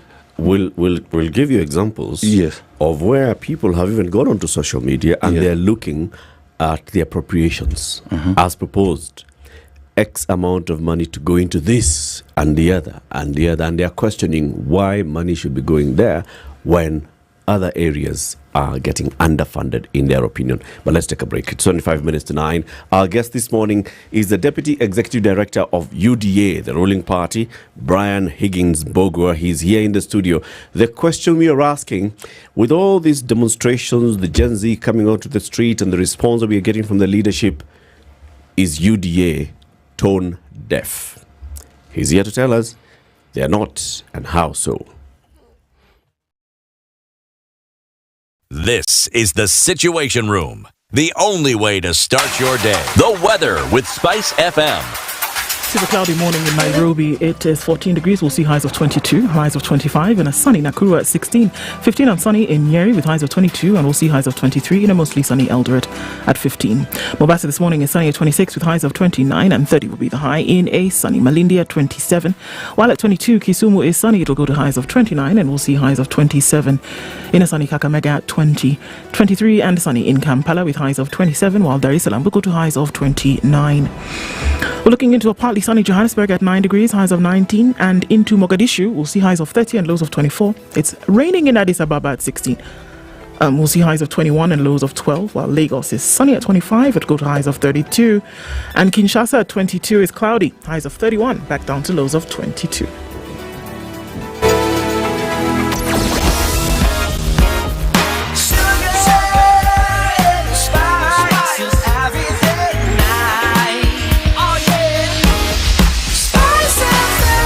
spice up your life. All right, traffic is coming in heavy in most parts of the city today. Let's take a quick look at what was coming off of the Northern Bypass, then giving traffic towards Kiambu Road, because we're seeing that traffic is well beyond DCI headquarters gates and then heading into the CBD via way of Muthaiga Square. Still very heavy, even at this hour, coming in from the Allsop stage on the Thika Superhighway.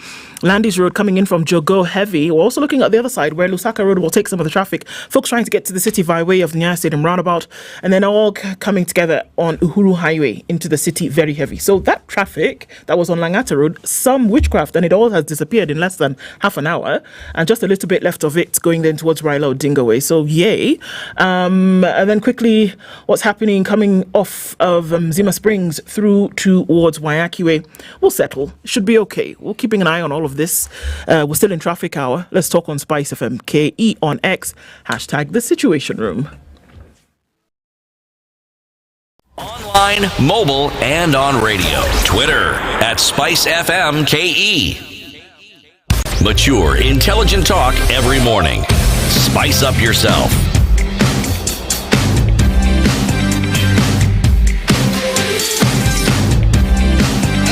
Mornings done right. 94.4 Spice FM. Is the ruling UDA tone deaf to what's happening in the country? Are they hearing what the people are saying? Are they not? The Deputy Executive Director of the party, Brian Higgins-Bogwa, is our guest this morning. So as the people are agitating on social media, in other platforms, and as they prepare for tomorrow, we are seeing the response that's coming from the government, right? Yesterday, your party leader, the President of the Republic of Kenya, spoke at a church service, and he said, we are hearing what the youth are saying. And we are happy that the youth are coming out to engage on matters of governance in this country. And I'd like to tell the youth that, yes, we are going to have a conversation with you so that we can identify, and I use those words because those are the words that he said. He used the words, we can identify your issues and see how to deal with them. Sounds like the president thinks that the youth have not identified their issues. I can't speak on that. It's only after the sitting down that we shall identify the issues. Although, anyway, he goes on to say that, let me tell you, we have allocated money, extra money into CDF. We have put in money for CDF. That will now mean that there is more money for bursary support.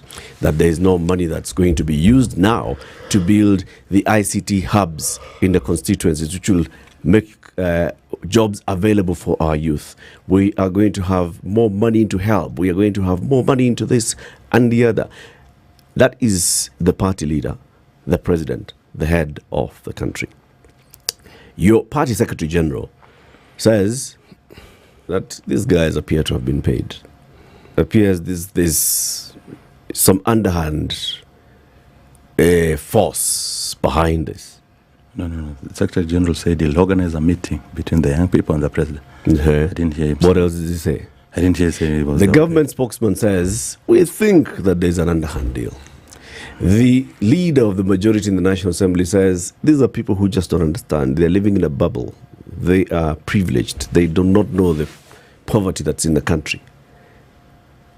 I'm not hearing leaders who are actually saying, maybe there's something that the people of Kenya are saying about how we are managing the country. What I'm hearing and what I've heard in the last 30 minutes of you being here, Higgins, is you saying, you know what, it's you guys who are not getting it. We are putting money to fund a budget, to fund projects that you told us that you want. And you're sticking by that line.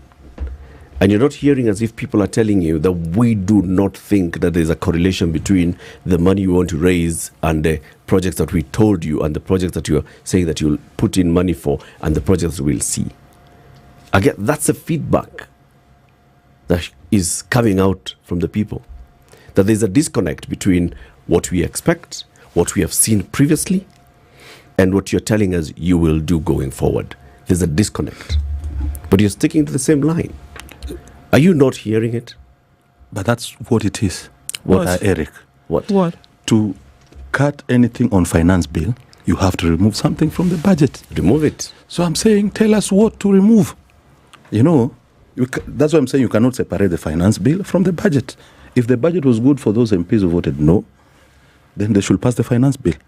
But if there's a problem, they go back because this finance bill cannot stand on its own. Okay, without the budget. I think I get what you're saying Yes. now. So essentially what you're saying is that if there was a problem, Yes.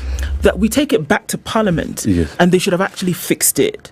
But that the government today, really, it's not us. It is the members of Parliament who should actually go and fix what the people of Kenya are saying that they are rejecting here. Is that what you're saying? No. And that it lays in the hand of Parliament to actually have that done? Yes, Parliament has the power to do appropriation. In fact, it's the biggest players in budget making is Parliament. You also realize that the biggest So- percentage of representation comes from your party. Exactly. And that we saw 100% of that representation vote in favor. Not 100%. I mean, almost. There were some three. Some three, almost. Absentee. Almost. They were in Parliament They were and they there, voted but no. they didn't vote. So Yeah, there were shown 3 by out of the others. 200 and some, right? Yes. That's what we are saying here. Yes. Okay, so almost 100%. Yes. But here you are saying that this is these same individuals that we should actually go back to say, you know what, if there was something that you wanted to be removed, remove it then, so that it can actually be sorted out. But this is still my question, and I'd like if you would please be able to just look at this critically. It dovetails on what Eric and that question that CT was asking. You've told us very clearly here that these are the numbers that we've put down and this is what we want to do. And so when Kenyans come out and they say, look, unfortunately, this cannot be, this is what we want. Are you then making the connection with what you're saying? If Kenyans don't want this, remove it. And this is what they want. But even that thing that you've said they want, we are not seeing it. If I met you today, Higgins, and I treated you in a certain type of way, and you felt something as a result of that, what do you think you'll remember 5 years down the line when we meet again? What do you think you're going to remember? What I said or how I made you feel? How you made me feel. Absolutely. So if you see in the past that Kenyans said they wanted a road here and all this hullabaloo was made about a budget, and then they don't see that road being made, when you come back to them next time and you say, here we are going to do, what do you think they're going to greet that expression with? Doubt or trust? Now, unless you give me now specific, this road was budgeted for and it was not done. It was allocated money. Because I'll still go back to what I'm saying. You go to that budget. You tell me there are some things we cannot touch. Let's say the 1.7 trillion on debt. We cannot touch. Okay, tell me where that debt went to. There's a perfect example. We know that in Kenya, twice, 2 reasons why you can borrow. And it is one for development, and in the second, it is in the very rare occurrence where you're trying to meet a budget deficit in the time that the financial year rolls over to the next. Those are the 2 instances in which Kenya constitutionally can borrow. Yes? Now, 1.7 trillion is going to debt. We don't have an updated debt register in Kenya. 2019 is the latest numbers that we're looking at. So, I'm asking, this money that is being paid, do we know? What do you mean by 2019? The debt register of the country is not updated. No. Is it updated? It's updated. And even if there's a projection even for the debt we'll have next year. It's updated to which date, which year? I have not checked the Auditor General's book. I'm telling you. It can't be 2019. It can't, because the other time Parliament was going to debate on increasing the ceiling. We can talk about increasing the ceiling. No, because when we talk about a debt register, I'm talking about the United States of America gave you $1.9 billion. This is what it went to do. Now, this is the status of the project. It is complete. That's what I'm talking about. Other than ring-fenced debt like the SGR one, you cannot, if you give me 1,000, I give you 1,000, we mix it up, you won't tell which one was from which pocket. This is how government works. No. Let me say this. This is how government works. Not all debt are ring-fenced. We borrow money, it is deposited into the consolidated account for budgetary support. Not for development. For development. Yes. Now, there's one thing I need to tell you. Budgetary support is paying salaries. That is against That's against the law. Correct. Correct. Now go to the first charge of a consolidated account. It's debt. Second charge, salaries and pension. Third charge, constitutional offices and judiciary. Fourth charge, county government. So there's an order of priority. That's true. On how we utilize our resources. Now, half of the debt we borrow domestically, and mainly for budgetary support. One thing that Kenyans must know, there are some expenditure that are recurrent in nature, but they use those metrics to measure how a country is developed. For example, the ratio of a teacher to student or a policeman to the population. Those are boxes that are ticked when you are looking at how a country is developed. The other day, the doctors were on the street for quite a number of days. And Kenyans were urging the government to talk to the doctors and settle their bills. Some of what was agreed with the doctors are factored in this budget. Yeah. So what I'm saying is this. Please, don't let us not skip the processes. We say finance bill is bad. It's bad. It's okay. But what brings about this finance bill? The budget. Now we go meet COG, Council of Governors, and we tell them the country is in a bad place. Please, let us reduce the county allocations from 400 billion, we do 300 billion. We go to the next item. Maybe the government can try and renegotiate on our debt obligation, but the market might interpret it wrongly. You remember when the government said it want to redeem the Eurobond early. Those rating agencies, like of Moody, downgraded the country because it was treating it as default. So sometimes renegotiating of debt might upset the market on some factors. So we have a 4 trillion shilling budget. Please, I'm urging you, even you people, just tell me, we cut this, we cut this, we cut this. That's where the process should start from. Higgins. So it's 4 trillion, 4.2 trillion is what the National Treasury initially proposed. Came back and said 3.9 trillion. During these appropriation discussions in Parliament, this figure seems to be moving upwards because, like you're saying, MPs are like, I do not want a road to be removed, I don't want this to be removed. Some things that had been removed, like school feeding, had been removed. And of course, you cannot do away with school feeding. So it's all coming back to the 4.2 trillion. It's heading there, all right? Are we saying that even when the president says, let's cut our coat according to the size of our body and all those other things, that this is what he means? That the least we can go to is 4.2 trillion shillings? You know, when he was the deputy president, the last time he was the deputy president, the last budget that they presented in Parliament as the deputy president and president, the heads of that government, was 3.6 trillion. Now we are at 4.2 trillion. Yes. And we are saying this is because we cannot remove roads, we cannot remove water, we cannot remove school fees, school feeding, we cannot remove doctors, we cannot remove police officers, we cannot remove this and the other. And if we have anything that we'd like to remove, we should come and point it out to you what we can remove. This budget has moved from less than 3 trillion shillings to over 4 trillion shillings in 10 years because we are doing roads and we are doing water and we are doing electricity and we... Really? No. You guys also, you must be reasonable. Okay. In this sense. This government has hired additional 50,000 teachers. Yes. It is planning to add an additional 20,000 teachers for JSS. Yes. The previous government,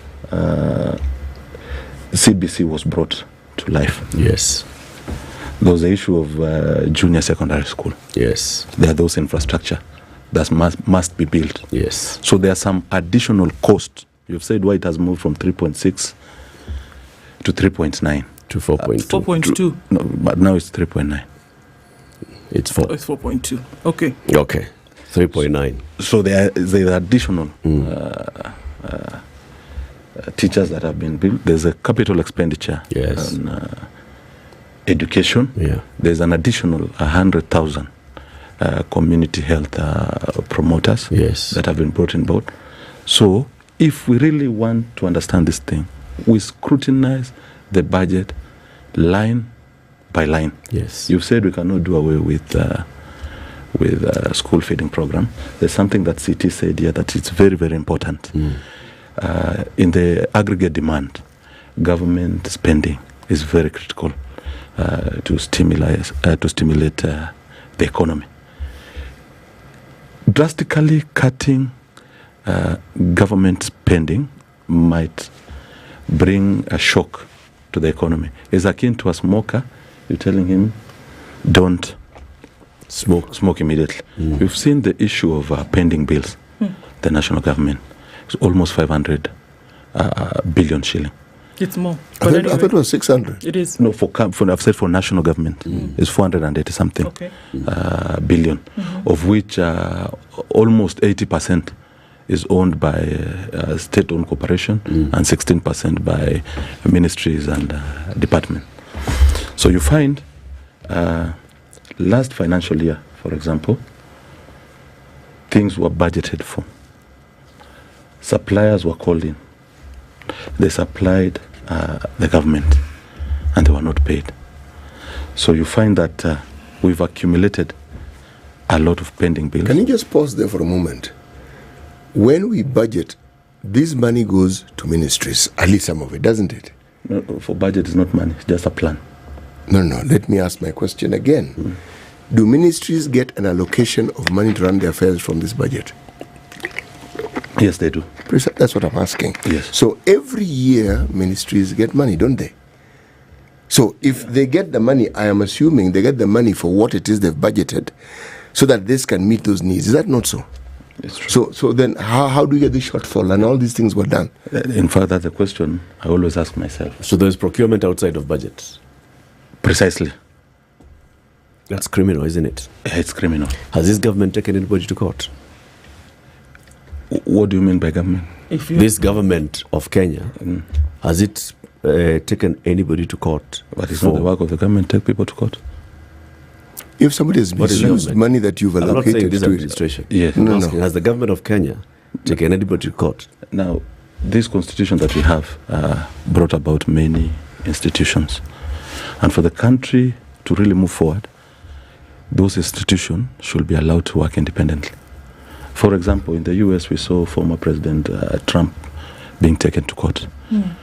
In Kenya, it's almost impossible because of political... Oh, you can be taken to court. I don't know so that we should ask EACC and DPP why nobody has been taken to court for procurement outside of this. But why we go that far? Why don't we just talk about the Auditor General's report? Yes. Every other day, the Auditor General outlines with great clarity and detail everything we are saying. So once the Auditor General releases the report, that's what I'm saying, each institution works start after the other. Okay. There's Has the control the of government budget. interdicted any officer? You see, the government is not the judge of this is what happens. Interdiction is an administrative job. That is what the government does. You, for example, today, you as the Deputy Executive Director of UDA, if one of your members of staff does something, you interdict them. And then you invite investigative agencies to if continue Auditor General points to a fault or an fast. issue or some discrepancy, the action that can be taken, among the many things that can be taken, is interdiction.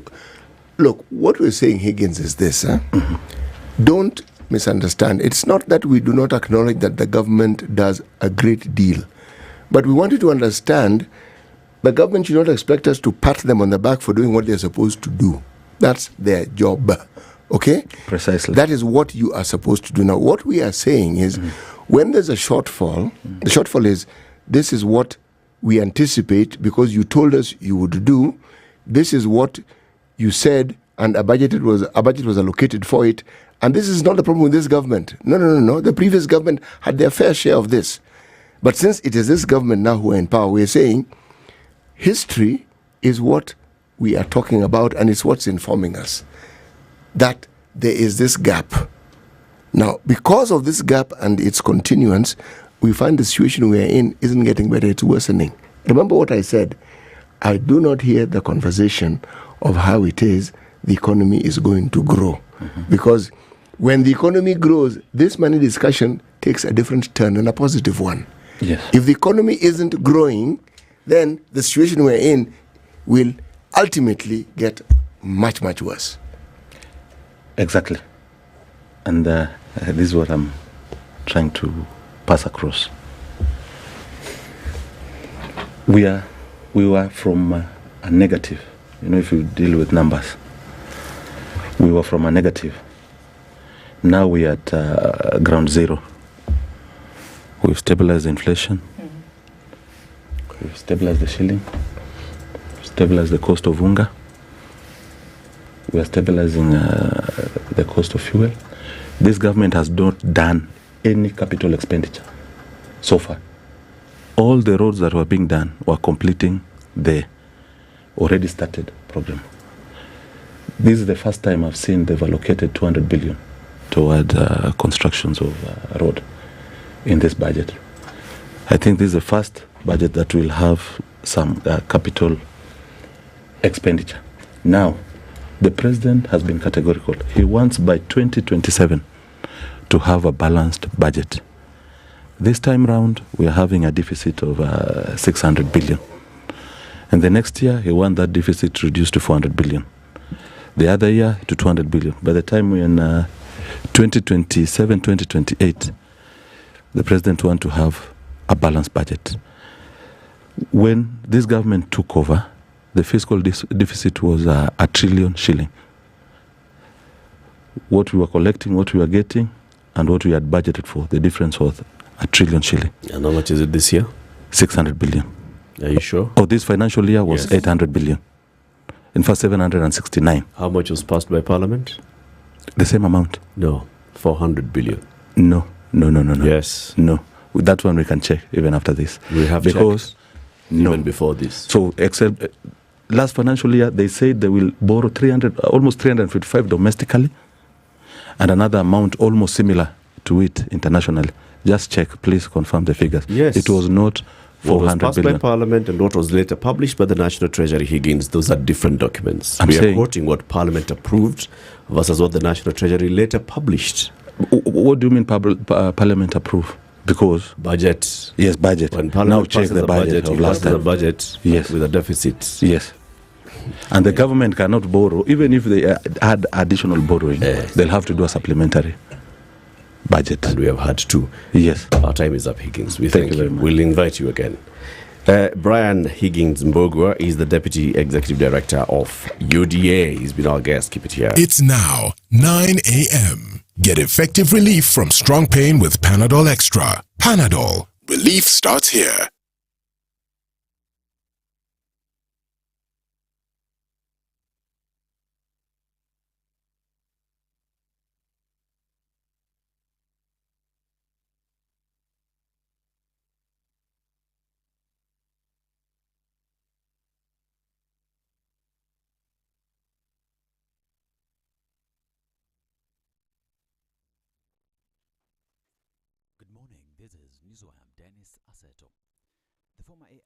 Archbishop Silas Yego has said that the voice of Gen Zs has been heard, asking those in power to listen to them.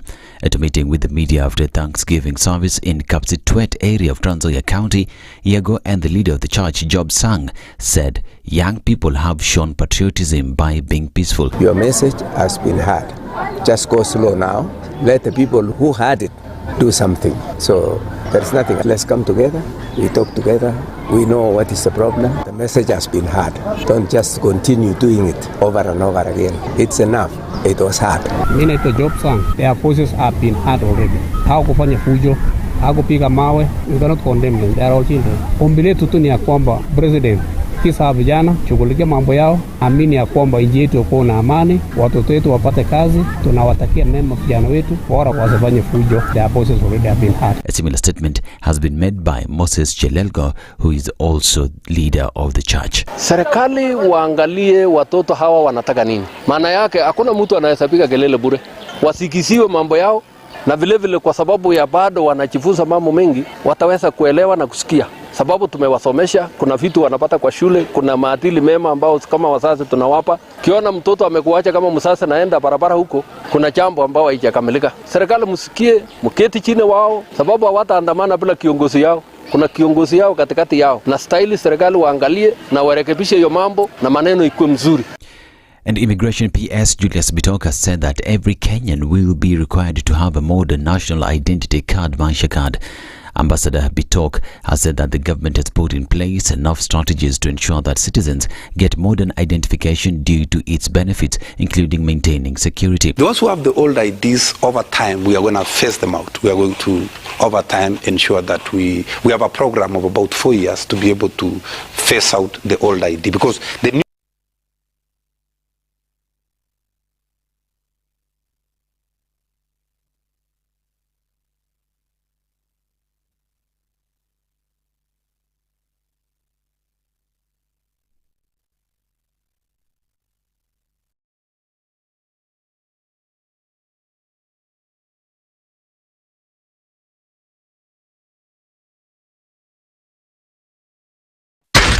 94.4 Spice FM, Nairobi. If we just gloss over issues and hope that time heals, then we might find that in generations to come, we might be back at the same situation. And the whole thing is born of stolen elections. Spice. When it comes to the decisions you make, you must be independent. There's no way you can allow one institution to dictate to you how you're going to conduct your operations, how you're going to decide cases. It's a no. When you weaken the institution to the point where they cannot take action, then you realize that politicians have to come up and now start dealing with the issues. That conversation has to die. Our politicians do not like the hard stuff. We must insist on the path of doing things right, whether popular or unpopular. Money changes hands. That is a fact. If you have political goodwill at the highest top, like in Rwanda, then corruption will be an issue of the past. If you don't have political goodwill at the top, we will pass laws, we will amend laws, we will continue passing laws and be amending laws, and nothing will happen. This is the Situation Room, the only way to start your day.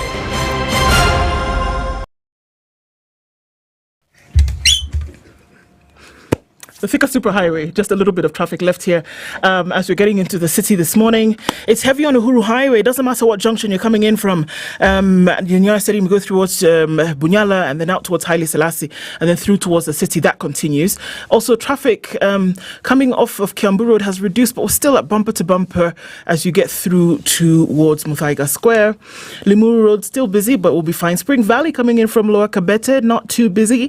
And let's take a quick look at James Gishoro. Very busy in both directions, over the drift, outbound and inbound as well. So we're still in traffic hour. We're keeping an eye on things. We'll talk Spice FM KE on X, hashtag the Situation Room.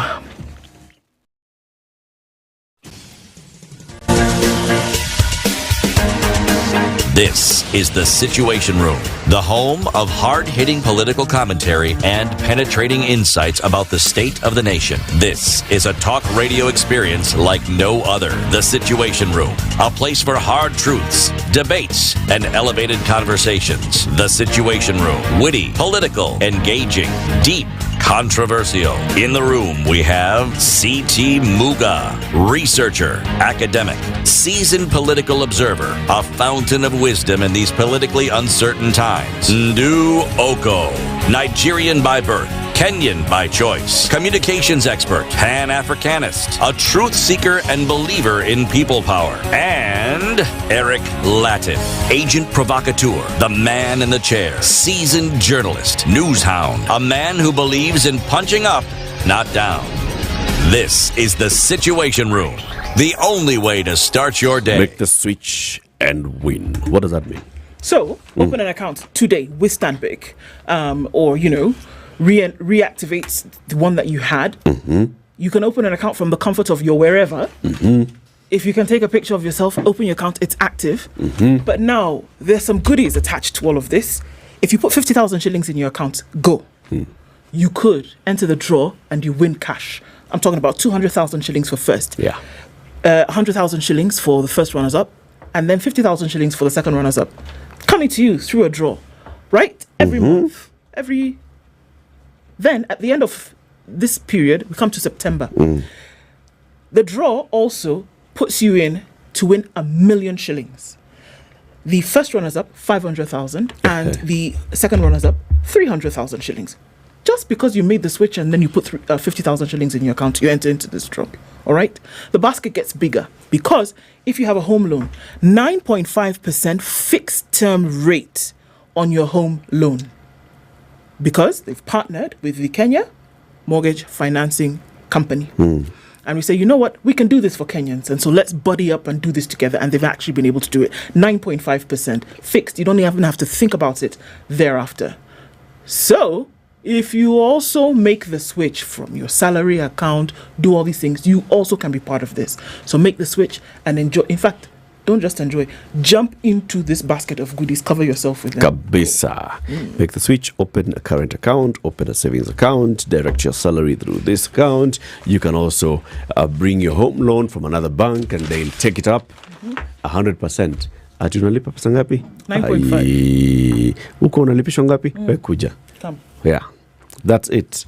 They will do everything. They will sort you out. Of course, that whole process of going through the due process, go through the due process and then take up your loan. This is as simple as that. It's as simple as calling 0711 099 999. Sindio City? It is that simple. It's as simple as that.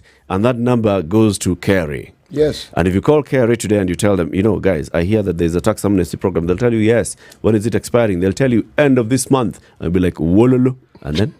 And then? And then you can have this conversation. They tell you, look, don't wololo too much. Just wololo a little bit. Just wololo. Yes. And then forget the lolo. Yes.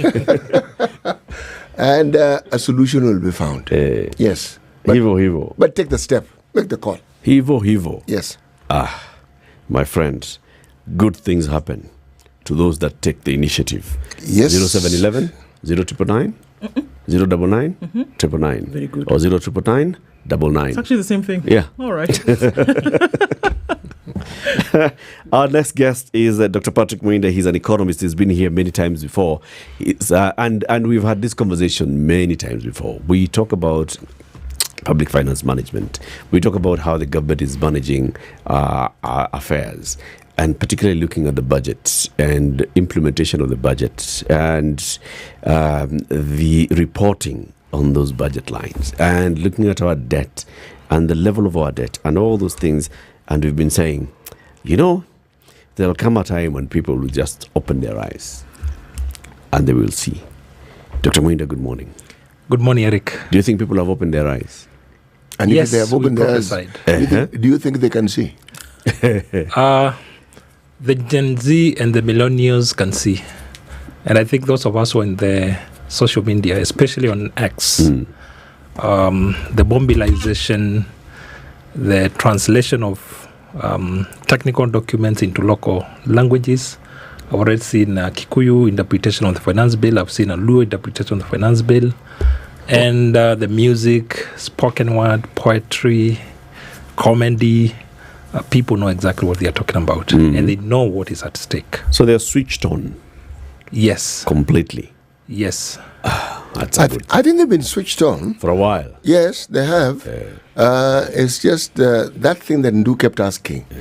When will it get to this point when people will say, you know, we've had enough of this? When? When will enough be enough? Enough. Now, enough appears to have acquired the enough vocabulary. And they're saying, okay, we've had it. That time is now. Yes. Hapa sasa, hapa tumeamua. Yes. Okay. Dr. Mwinda, thank you very much for joining us. Thank you. Showmax is saying if you pay 500 shillings and you have a mobile device, you can watch the UEFA Euros as they're going on, and you can just enjoy all the 51 matches. Tonight, who's playing? So tonight, Italy plays, I wrote it down actually. There's Croatia. So Croatia plays Italy, Right. and then Albania plays Spain. Uh-huh. Did you know Albania played football? Yeah. Yes. Yeah. Yes. Some great What do you call football, the people actually. from Albania? Albanians. Okay. What do you call people from Croatia? Croatians. What do you call people from Spain? Spanish. Okay, Spaniards. Surely I know. But I had to put Spaniards. Spanish. 500 bob and you get Showmax PL All you need to do is go to showmax.com, pay 500 shillings, choose Showmax PL, and you'll watch all the games, all the matches live, from pre-game analysis to post-match analysis to there are specific programs that are actually being produced specifically for the Euros. Yeah. City, why don't you welcome our guest with the day's proverb? Yes, our proverbs for the whole of this week are from the Islamic Republic of Mauritania. If you watch your pot, your food will not burn. If you watch your pot, your food will not burn. Yes, and we are not saying if you look at your pot belly, your food will not burn. No, that's not what we're saying. No, Dr. Muni, you don't have a pot belly, so you need not worry. Yes. Either way. In Kenya, we see it's a sign of economic progress. That we hear it ourselves. We keep hearing it. It's a sign of a lot of food. Yes. What's the interpretation of the proverb? I'll take it to mean that if you put your cooking food and you're able to monitor it carefully, then you're not going to risk having the food getting burnt. The reality is that probably if you're doing something and you monitor it, there are chances that you're going to deliver it in the right way, in the right manner, in the right quality, in the right standards. But should you keep away from the pot or the food, then it will burn before you realize it. So I think it's speaking to the principle of being able to monitor and be on top of the game. So I'll ask the question that I asked the previous guest. Do you think the government is watching the pot? No. And for the last 2 years, I think those of us who have been consistent about the happenings around public policy, and especially at the economic side, then there's been a bit of policy lapse, policy inconsistencies, and lack of connecting with the masses, the people. So we have seen a lot of politics, a lot of lies, a lot of con games. But I've always said that the real side of the economics will speak. For example, you look at what is happening at the moment. If you look at the people on the street, the Gen Zs and the millennials, these are people who are supposed to be fingering computer and getting dollars. These are people who are supposed to be hoping for 250,000 jobs somewhere out there. The fact that they have come out on the streets, it means that they no longer believe those narratives, or those narratives no longer communicate to them. We were taught about 140,000 were in Mijengos because of the affordable housing, but they're in the streets. Why are they in the streets if what they're being told is true? Why are they in the streets if the economy is creating opportunities for them? Probably, if you look at what is happening, the kind of mobilization, the kind of tools, talents that they're using, these are talents that with good policies will have actually been put into productive areas. For example, look at how they have used I talked about spoken word. Talked about music. I talked about poetry. I talked about comedy. If you look at like the Silicon, the Nollywood, these have become multi-billion industries in those countries. Here, now they are being deployed into good use, but in the streets against the government. And I think that's quite a potent power that we should have harnessed to build opportunities for them, but we didn't. Sometimes you sit and you watch the conversations online, you watch what's happening out in the streets and all, and if you were to pinpoint, because I keep asking this question sometimes myself, is everybody out here for the same reason? Is it an economic reason? And if it's an economic reason, are they able to pinpoint it back and say it's budget? Or are they saying, yeah, tax? But then tax is what is being used to vent out other frustrations for other things. Is it purely an issue of everybody understanding tax how the tax directly relates to me, and I'm objecting to the taxation because I also understand what the budget and the proposed spending and the previous spending, and I am against. Is it a PFM demonstration? I think the finance bill was the trigger of what has been happening on the economy. And I said, when we say we can't cheat the economy, for example, when you look at the economic data, the economic survey that was released last month, that survey says the government created 843 jobs, or the economy created 843 jobs. Now, 843,000 jobs is close to 1 million. Mm-hmm. So if these jobs are really in existence, why are these people not employed? And every year we kind of giving such kind of numbers. Those of us who have been in the formal sector, especially the people who bore the brunt of the housing levy directly, now they are going to bear the social health insurance fund next month directly. These people are being squeezed every finance bill. Now, what happened, or the context of what is happening right now, was created, or the stage was set up in Finance Bill 2023. Now, in Finance Bill 2023, people went and made their presentations and submission. Now, Parliament and the executive, especially the top political leaders, ignored completely and went and did what they wanted.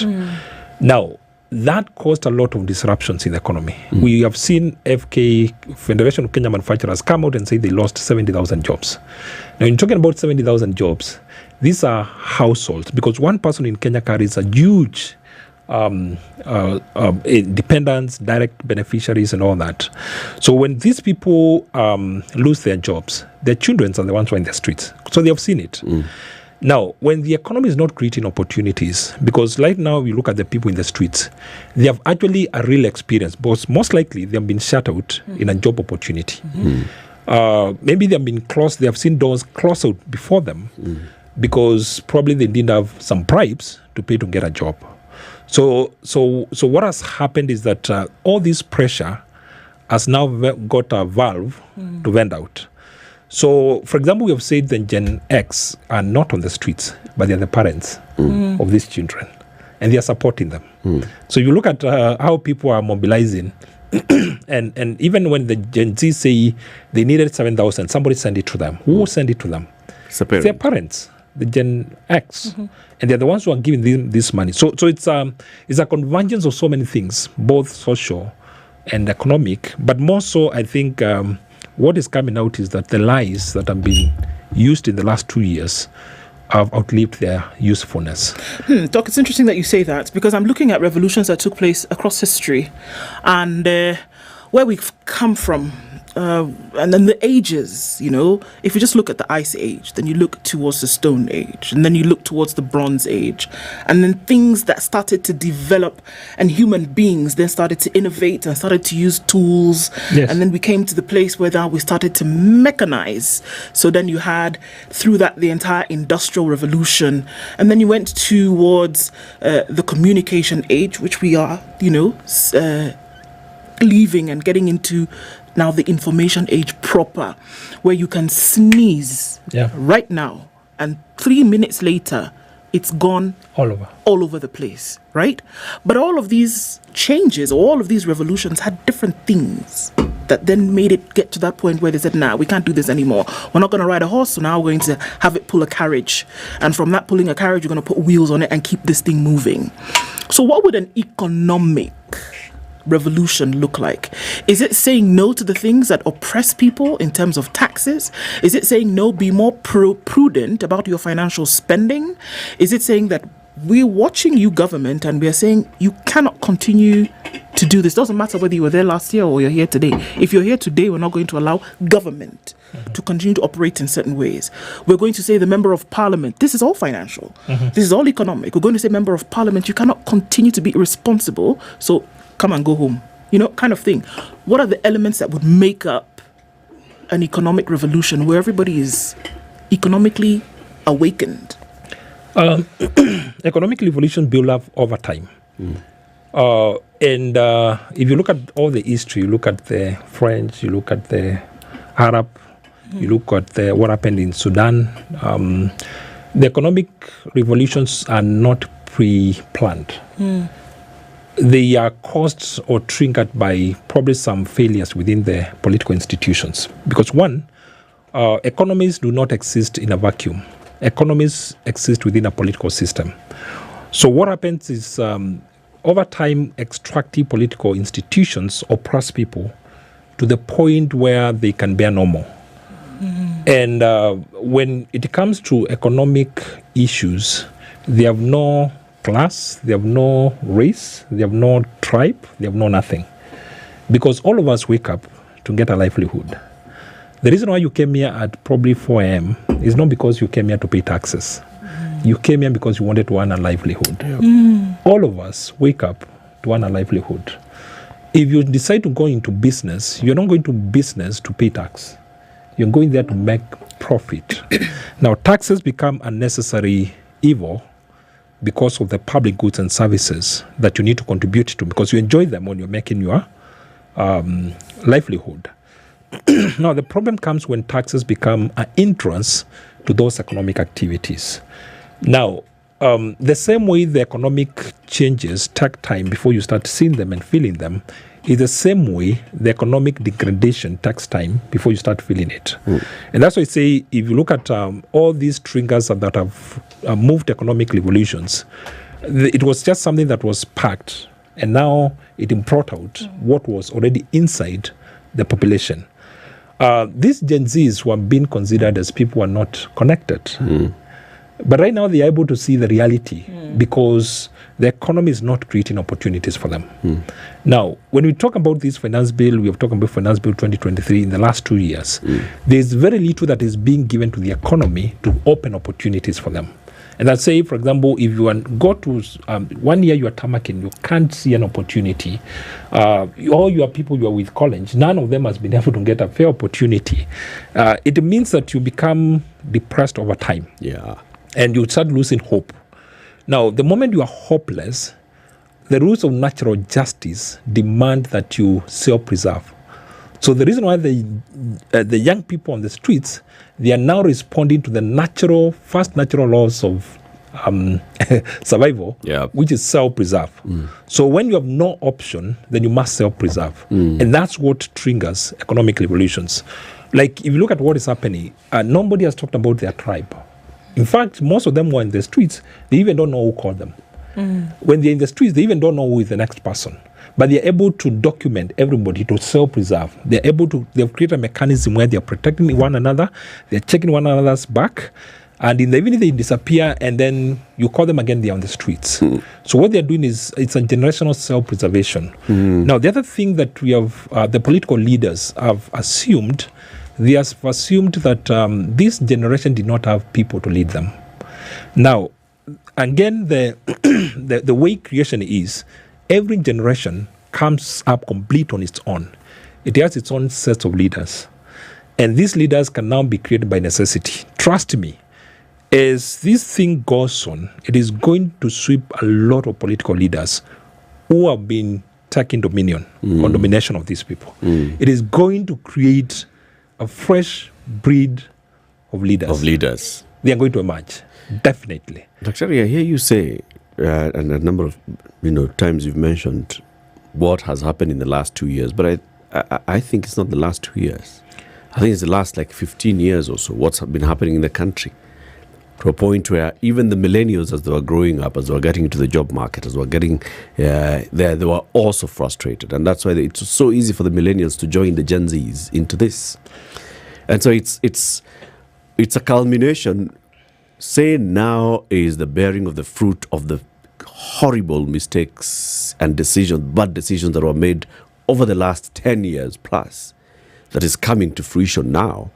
But it's something that has been boiling over time. In the last 10 years or more, you have not seen the youth getting, job opportunities being created. You can say, okay, we actually have a young population that is getting these opportunities that are coming in and they're available for them. That's true. Because the last time we had a true economic expansion was between 2003 and around 2007.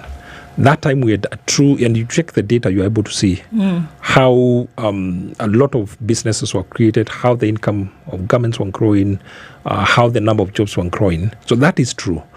Now, from the time the Jubilee administration came into office, one, they had a grace period because it took some time to destroy what was already working.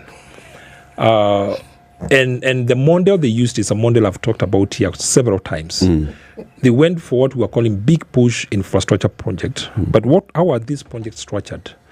They were structured in a way that you're using debt. You're giving these contracts to foreigners. All supplies come from foreign companies, or professionals come from foreign companies and all that, foreign countries and all that. So we were accumulating debt that was not having impact locally. And this is a vacuum that now we are struggling with, because now those debts need to be paid. They're being paid with revenue from somewhere else. Now that somewhere else is where we are putting oppressive taxes. Now, during that period, the Jubilee administration probably had a lucky escape, because the oppression had not built up to the level where people can vent. Now, the reason I've been talking about the last 2 years. Now, the last 2 years, and I think I had written about it towards the transition period. I said the economy cannot sustain any more lies. And I had written and said that as the new president, I didn't know who the president would be. That was actually, I think, should have been around July 2022. I said whoever comes in, whoever it will be, they will need to be ready for a radical reorganization of the economy. To give people hope back. And also to deal with the mess of foreign debt-driven kind of model. Now, what happened is that the lies have been sustained. And it's quite unfortunate that these lies are speaking about real issues that you can measure. For example, when you tell us Finya computer, we should know somebody who is doing that. Now, if you look at that thing we are calling Finya computer, the freelance work platforms have been there all the way from 2018. So there's no invention that these people have created. When you tell people that you're moving all over the world looking for employment opportunities for them, we know that's a lie, because no president in the world wakes up to create opportunities for foreigners. It is the solemn duty of any leader of any country to create opportunities home for their people. So you can't tell me, like, for example, in America, either Joe Biden or Trump are worried about Kenyans who are not employed. No, that's not true. They are worried about their Americans own citizens. are not employed. Yes, so there's no president who will ever wake up to go and create jobs for others. So these lies have been sustained for some time. I think what is coming up also, people are now able to connect with budgets and taxes, because the moment they have been oppressed, and I say the trigger was the Finance Bill 2023, because I said people came out and spoke in large numbers. They were ignored. Now, we look at the emotions and passions during the proceedings of the Finance Bill. They were so strong, and I think I had written an article about that. And actually it said, I pray the emotions and passion that you're seeing in this submission do not translate into a public audit on governance and translate into the ballot. That's exactly what has happened less than 3 weeks. That's what we are seeing now. Let's continue this conversation shortly. It's 9:30. Our guest is Dr. Patrick Mwinde. He's an economist, he's an author, he's a columnist as well. He commented on matters of the economy. And we're asking ourselves this morning, are we at the precipice of an economic revolution? What are the ingredients of an economic revolution? What does it look like? How does it end? Where do we see previous economic revolutions ending? Are they actually delivering for the people, or have they flopped? All of them. Stanbic is telling you, if you switch, you can win. What does that mean? That means if you switch to an account, or switch your account over to Stanbic, or if you go and create one, you can be a winner. What does that mean? That you enter into a draw. So all this quickly. First runner up, rather winner, 200,000 shillings. First runner up, 100,000 shillings. Second runner up, 50,000 shillings. Like that. Then we get to September, and there is a grand draw. Ever wonder why they call it a grand draw? Because it's 1 million shillings up for grabs. First runners up is Half a million shillings. And the second runner-up is 300,000 shillings. Yep. So that's what we're talking about. Switch, you could win. Switch, and this whole bag of goodies that you could really jump into with Stanbic once you make the switch. Many, many, many more. All you got to do is switch. Dr. Mwinde, 1 million. Fungo account. Yeah. Stanbic. Sound good, huh? Or if you have an account, just put 50K. Okay. And see what will draw. happen. Okay. Okay. You can get into a weekly draw and also get into the grand draw. Can you imagine? Yeah. Can win twice. This is the Situation Room, the only way to start your day. The weather with SpiceFM. Okay, so still cloudy conditions in Nairobi this morning. We'll see highs of 22 and highs of 25. In a sunny Nakuru at 16. 15 and sunny in Nyeri with highs of 22. And looking into a mostly sunny Eldoret at 16, we'll see highs of 23. It's sunny in Mombasa, going to highs of 29. And Malindi will see highs of 30, where the sun is up at 28. It's 24 and sunny in Kisumu with sunny conditions at 22 in Kakamega. We're looking into a sunny Kampala at 26 with highs of 27, and Dar es Salaam is sunny at 24, going to highs of 29. 11 degrees and sunny in Johannesburg with 28 and sunny conditions in Mogadishu, 16 and cloudy in Addis Ababa. All right, Lagos is sunny at 26 and Kinshasa at 22 is mostly cloudy. It's 32 degrees in Beijing, Monday afternoon going to highs of 33, and 20 and sunny in Paris into the summer with highs of 28. It's 20 and sunny in London with highs of 26, and New York just gets hotter and hotter, highs of 28 and lows of 20.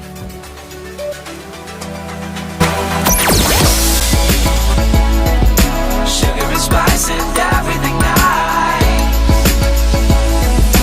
Spice FM. Spice up your life. All right, still continues here and there. Uhuru Highway quite busy in and out of the city. This morning, there's just a little bit of traffic left on James Gishuru, and we're seeing quite some traffic. Ring Road, Kileleshwa, heading out then towards Wayaki Way, and then going over towards Chiromo. Let's take a quick look at the Thika Superhighway, where traffic still, heavy as you get towards Survey, still pretty much there, and then out towards the Pangani Underpass. And Kiambu Road is, I think, levelling off that traffic going towards Mthaiga Square. Everybody joins getting into the CBD this morning. Let's see what happens through the day and through the morning. Talk to us, Spice FM KE on X. Mature, intelligent talk every morning. Spice up yourself.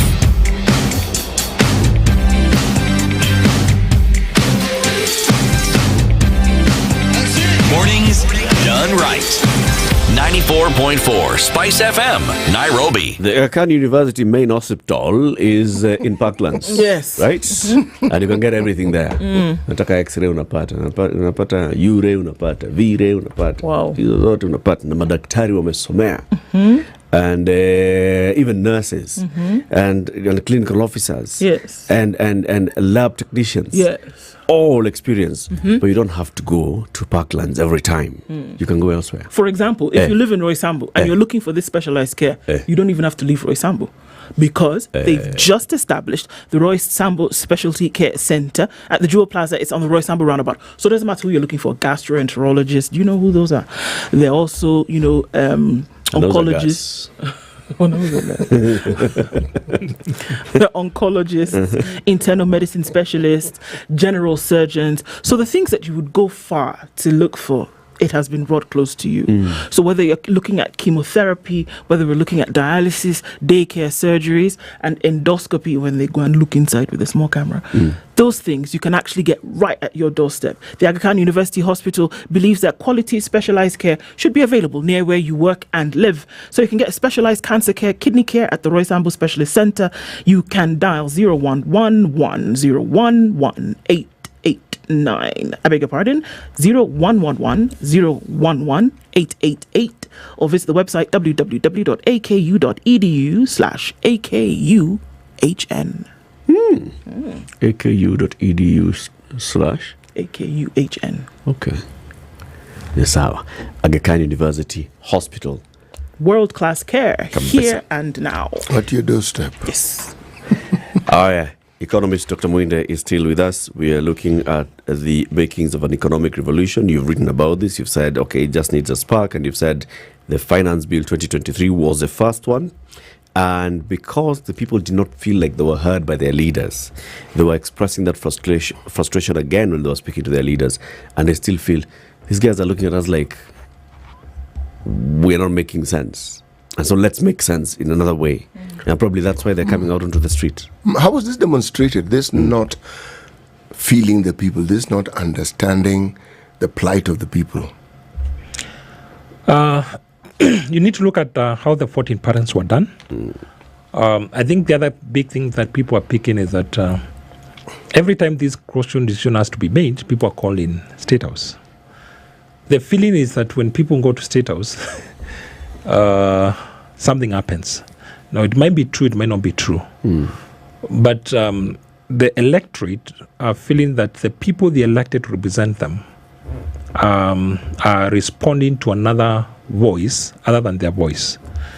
And I think one of the unique things that has happened in this current finance bill, there was a bit of mobilization for people to speak to their members of parliament. And that's why you saw people clearly monitoring what their members of parliament are voting. Now, in the democratic structure of our country, the member of parliament is supposed to listen to the ground to go and vote. They're not supposed to go somewhere and come and vote. So that is the structure of a democracy. And this is what probably now is coming out in the streets. Now, the people who are now monitoring and isolating, those they feel voted against their wish, are now actually speaking to their provision of direct power. And I think this awareness has become a bit much strong. But I think also during the discussions of the finance bill, there are quite a lot of proposals that were really touched on the very basic, like the issue of bread, the issue of motor vehicle. It really spoke to the basics of people. So it actually triggered the awareness. The pressure of SHIF that is coming and the housing levy that passed in March, I think also for the people in the workplace, they are feeling it. So I think the environment was right. And I think... for all these things to happen. So they actually fall into place. Is it a revolution? Yeah. People are coming out in the street. Yes, people are expressing themselves. Is it a revolution? It is having all the characteristics of a revolution. Which are? The mobilization. Now, most of the economic revolutions happen without a leader. And I said, you look at the Arab Spring, nobody knows who was organizing, how it moved from one country to another one. When it happened in Sudan, it was triggered by price of bread. And it's actually mothers who cried out. And within no time, everybody was on the streets. So by the time the professionals were coming in, the people were ahead. Now, that's exactly what is happening right now. The Gen Zs are on the streets. Nobody knows who is mobilizing them. Nobody knows how they're organizing. Actually, I had to spend a lot of time last week monitoring which platform they're using. And I think I've been able to see. For example, you go to X and you monitor it for like 2 hours. You'll actually see a lot of mobilization and how the messages are moving and all that. And then within no time you see the likes and all that, the retweets and all that. Now, you don't know who is sending this message, but people are coming out. You see, the fact that they're appearing on the streets, now it's already taken a completely different dimension. It started in Nairobi. On Thursday, it was almost in 19 counties and in 19 towns. I happened to have been in Machakos on Thursday, and the group that I met didn't have a leader, but they were moving. Were they many? Yes, they were close to 400. But they didn't have a leader. 400 is many. Yes. They didn't have a leader. So you could not say this is the person who is leading these people. They didn't have someone whom you could see visibly as their leader. Yes. But does that then mean that there wasn't anyone who was helping mobilize, give directions, whom we could not see? What was happening is, for example, when I was monitoring on Wednesday, what was happening is that you were just seeing posters telling you we're meeting in place point X. These are the instruments that you need to come with. They're talking about water, the phone, toothpaste and all that. So you have just been told where we are meeting. So clearly there's an organizer. There's an organizer somewhere, but you don't know who it is. Or there are organizers. Maybe it's not just one person. Maybe it's several people. Yeah, but you see, it has already taken a life of its own. You see, that's the problem now. Why is that a problem? Because who are you going to engage? Now, let's look at the context of our politics and how previous demonstrations have been dealt with. When they are organized by political leaders, you're able to isolate them. You're able to call them at night for those deals that they cut. And then these young people are normally left. Now, they are the ones who are self-mobilizing. They are now also using the professionals among themselves. Like now you've seen the lawyers coming out to represent them right on the street and when they are dealing with the police. Now we have seen the health professionals come out and now they are put in camps where they are. Now that has already taken a completely different dimension because now professionals are in it. So now what happens when professionals are in it? It starts taking shape. It starts taking certain control. Now what has happened yesterday is that the religious communities have been trunked into it. Like I saw the Holy Family Basilica say they're going to put up medical camp. Now that has already brought another key constituency and key stakeholder. That's what I'm saying. It seems to be running out of control of the political leaders. Of the political leaders. Yes. I see. But let me throw in a perspective. It's a perspective. Every time IMF come into town with this raft of experimental ideas that they want us to apply, the government's hands are already tied. That's why they're here. They've made concessions. They've spoken to whoever they speak to. In order for this to happen, we will sell you this parastatal, whatever it is that they do. Okay? Do you think it is possible for the government to have allowed this to happen so that the message can be sent to IMF? Because in this particular instance, I believe the unpleasantness that we are seeing in the finance bill has to do with people who have given us money and the demands they're making, because it follows a pattern. If you look at what they're talking about, Argentina, countries where they've had, you see this pattern. It's true that there's a strong feeling that these policies are coming from outside. Now, remember,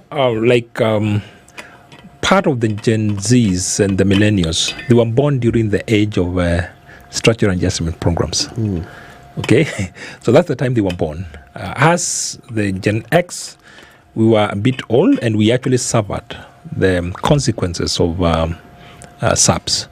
There's already a World Bank report that was done in 1989 that actually confirmed most of the conditionalities given did more harm. Like the cost sharing that was introduced in the 1980s, it made education inaccessible to many people who come from poor background. It made healthcare inaccessible to so many people.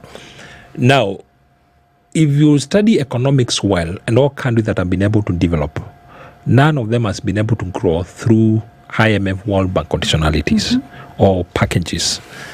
Look at Singapore. We have talked about Singapore quite a lot. We have talked about South Korea. We have talked about Malaysia. China. All these countries found solutions of their own. And I remember, I think there's a case of Malaysia where they actually automatically rejected provisions that were being given by World Bank. But did they reject the money? Yes, some countries have. Yes, they have, but China still borrows from IMF. My point is, are there countries who tell IMF, we will borrow from you, but on these terms? On our conditions. Yes. So ideally, because the IMF and World Bank, they do not give free money. Rarely do they give grants, especially for a country like ours. It's not their job. Yeah, so they are in the business of making money. Yes. And that's what I'm saying, you need to be alive to the realities of your country and your citizens. Yes. For example, these taxes that are coming up, they are definitely quite oppressive to quite a lot of people. Remember why IMF was set up in the first place. Remember, we were talking about IMF, World Bank, whatever you want to call them. We were reconstructing Europe after the Second World War. Yes, correct? Yes. Okay. Europe got reconstructed a long time ago. Okay. Why do I mention IMF? I mention IMF because, as you say, there's a report about World Bank and the findings of how effective or how ineffective their policies have been. Not much has changed, especially when they're dealing with African countries. Egypt has put their foot down on very many of these issues. That IMF seems, this issue of bread, remember the story of Baladi bread in Egypt? Yes. And the ruckus it caused, okay? All I'm saying is, I'm arguing and giving this perspective that if I look at how governments whose necks are already in the ringer and cannot go to IMF and tell them this is what is happening, can they not speak through their people? Because here right now, we're not addressing the government. If you talk, you are an economist. You know full well how the people in KRA and the people in the Treasury think. They know exactly what should be done. So are you saying that these people who we know to be knowledgeable and well-educated come about and craft this nonsense that we keep talking about here? We need to be careful on that, because we need to remember most of the top people in our economic system at the moment, they are children and benefactors of those institutions. So they worked for those institutions. Yeah. And many of them actually were brought through. They came through the government system through so they've been indoctrinated. Part of the conditionalities. so that's something that you need to be alive to. But if I was a political leader, why will I allow a monster that I can't control? Because right now it's outside the control of the politicians. Now, the reason why we're asking is this economic revolution. Now, we need to understand the consequences of economic revolutions. Economic revolutions, wherever they have happened, they have swept away political leaders and political institutions. And you can check in the Arab Spring, you could check the French Revolution, you can check whatever they have happened. But what have they ushered? Now, that's what now we need to be careful about. Like now, it's very easy to be excited to be on the streets, to agitate for change and all that. But the other thing that now we start needs to be asking is, if we are asking for this change, have we put mechanisms for alternative leadership? Have we put mechanisms for alternative economic institutions that serve the people? Now, the problem with what is happening right now is that you do not know who is moving it, but it's becoming a monster every day. They're on the streets. Now, if like look at the Arab Spring, it destroyed a lot of governments, a lot of political institutions. And the reason why they happen most of the time is because people are dissatisfied with the political institutions. Yeah. Because all these economic mess are largely created by extractive political institutions. Like right now in Kenya, and you look at what has been happening on the weekend, they have actually been profiling people who are carrying hundreds of money in bags to Harambes. And the youth are asking, where is this money coming from? You see, so they're able to connect the politics and the economic troubles.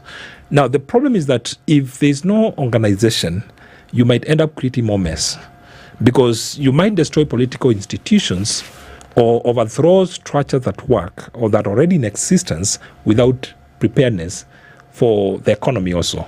Because if you're going to change like the political institutions in this country, you can only do it if you're going to have a stability post the change.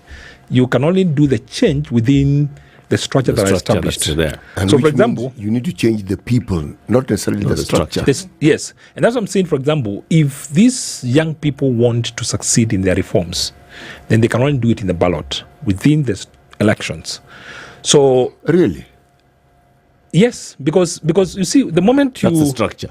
Yes, you see the reason why I've seen. And if they decide they do not want to follow that structure, and they have an alternative structure. Let's look at the alternative structure. Let's look at the alternative structure that have been used. Yes. Most of the countries that have used this are most likely to be inject. And I think that's why we need to be careful. Yep. Now, don't imagine the political actors and the people who are profiting from the political institutions are just sitting down and watching.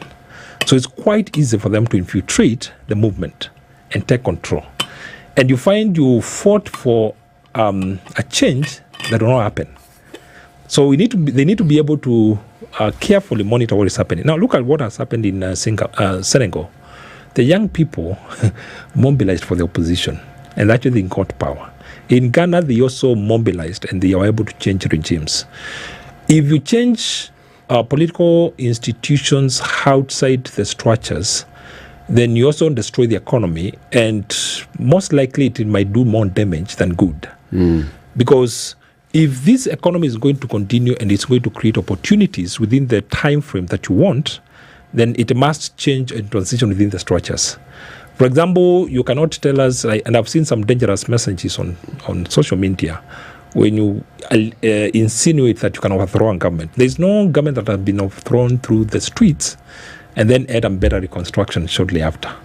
Now, you need, as a form of stability, for you to rebuild the country. But then now, what then does this movement then need? Because if it doesn't have leadership, let's assume it doesn't have leadership. I think it has leadership. Yes. It's just that the leadership is not coming out, you know. It's not traditional. Yes.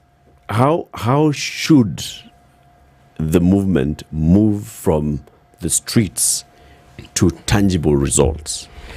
One of the tangible results, let's even say that, you know, you manage to push the government push back so much that they revise the budget and they say, all right, so let's cut back our expenditure, therefore let's also cut back our revenue targets, all those things. So the taxation measures that are being proposed are not imposed. Then what? What does it need? Does it need a leader? Does it need voices that sit down? Does it need a war room? Sort of people who actually sit down and think this is how we can organize and mobilize and then send the messages to the people? Now, does it need a vision bearer? At some point, it has to get a vision bearer. Now, the challenge right now is the opposition is not a better alternative for them. Whether you're in the opposition or the people in government, these are the same people. Yeah. So that is the challenge for the current movement. It's a good thing for the current movement. Yes. Now, the current movement will need an alternative, balanced, authentic leadership. Now, they have proved that they have the numbers. They have proved that they can mobilize. But they will need somebody eventually who can steer this group.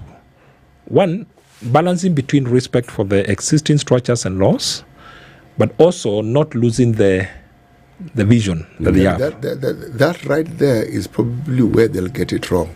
Yes. Because that's what we've been doing, looking for a leader. The reason why this story of Singapore is such a success story, there was one person, but there were others. It was a group of people who got together under this gentleman who was now first among equals. It's how it usually works. Yes.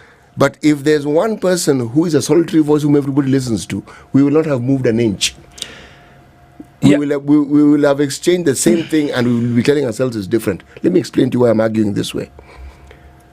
Even if they form their own political party, the moment that happens, the same problems that the political parties have will,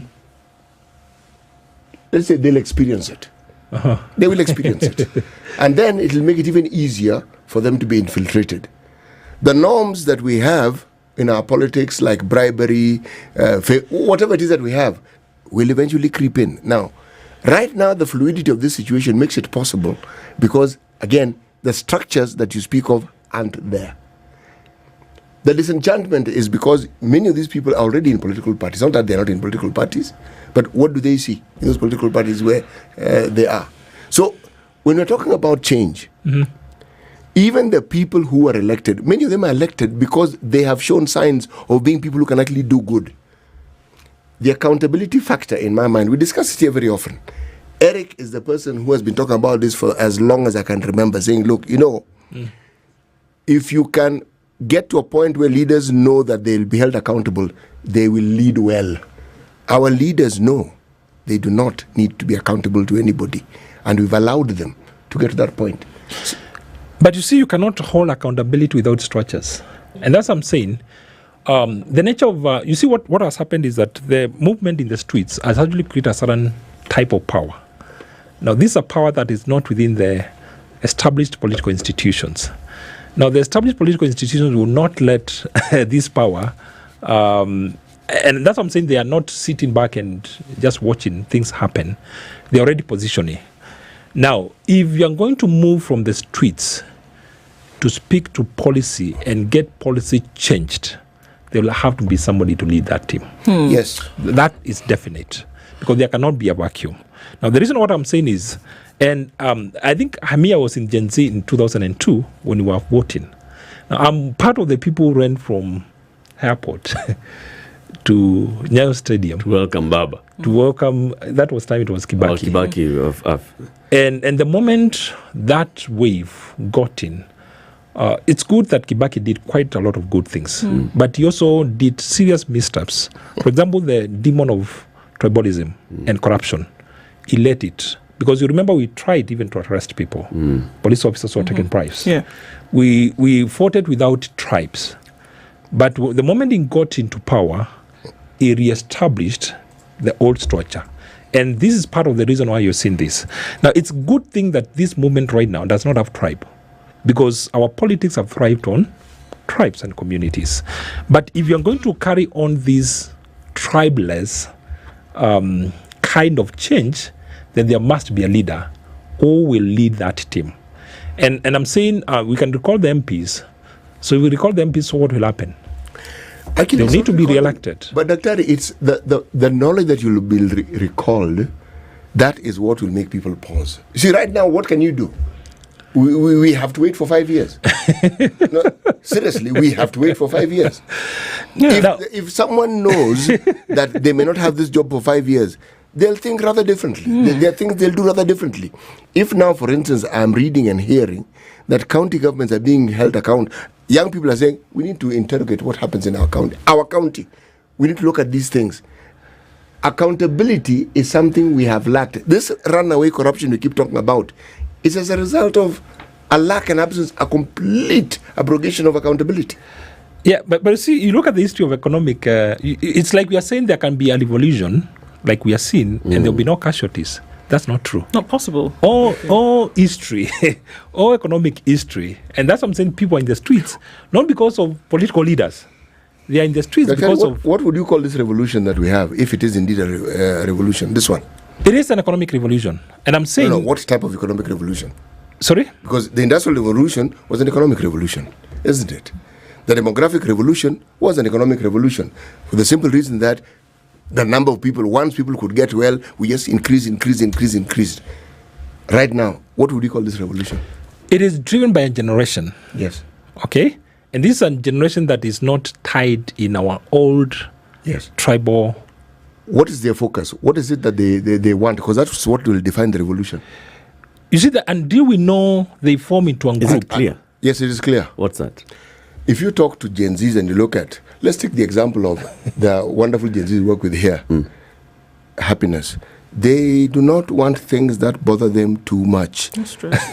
They want things that work and which works on terms that they are happy with.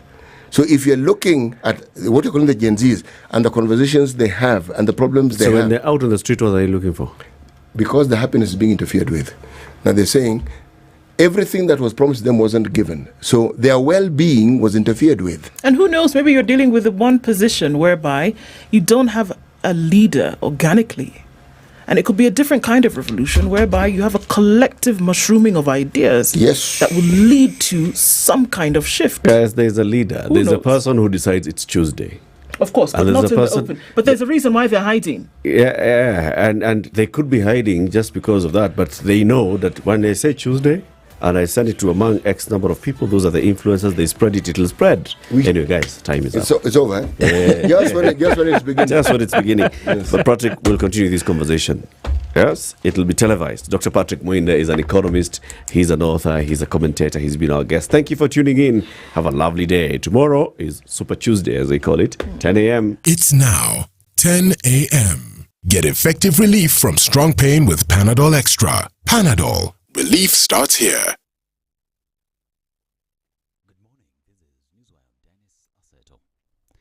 Governors have protested the delayed transfer of devolved functions valued at more than 270 billion shillings amid a fierce tussle with the national government through the Council of Governors. The county bosses have questioned the rationale behind the delayed gazettement of the functions to pave the way for their transfer. This is despite the conclusion of the unbundling and validation of the functions by the Intergovernmental Relations Technical Committee more than 3 months ago. A report by the committee that recommended the release of functions worth 272.2 billion shillings to the devolved units. The agency also identified several pieces of legislation and proposed their amendment to fully anchor devolution. And the Council of Governors has convened a 3-day training for the Environment and Land Court judges on climate change. The workshop will be held in Mombasa between Thursday and Saturday this week. The county bosses are undertaking the training under the Financing Locally Led Climate Action Program, which aims to deliver locally led climate resilience actions.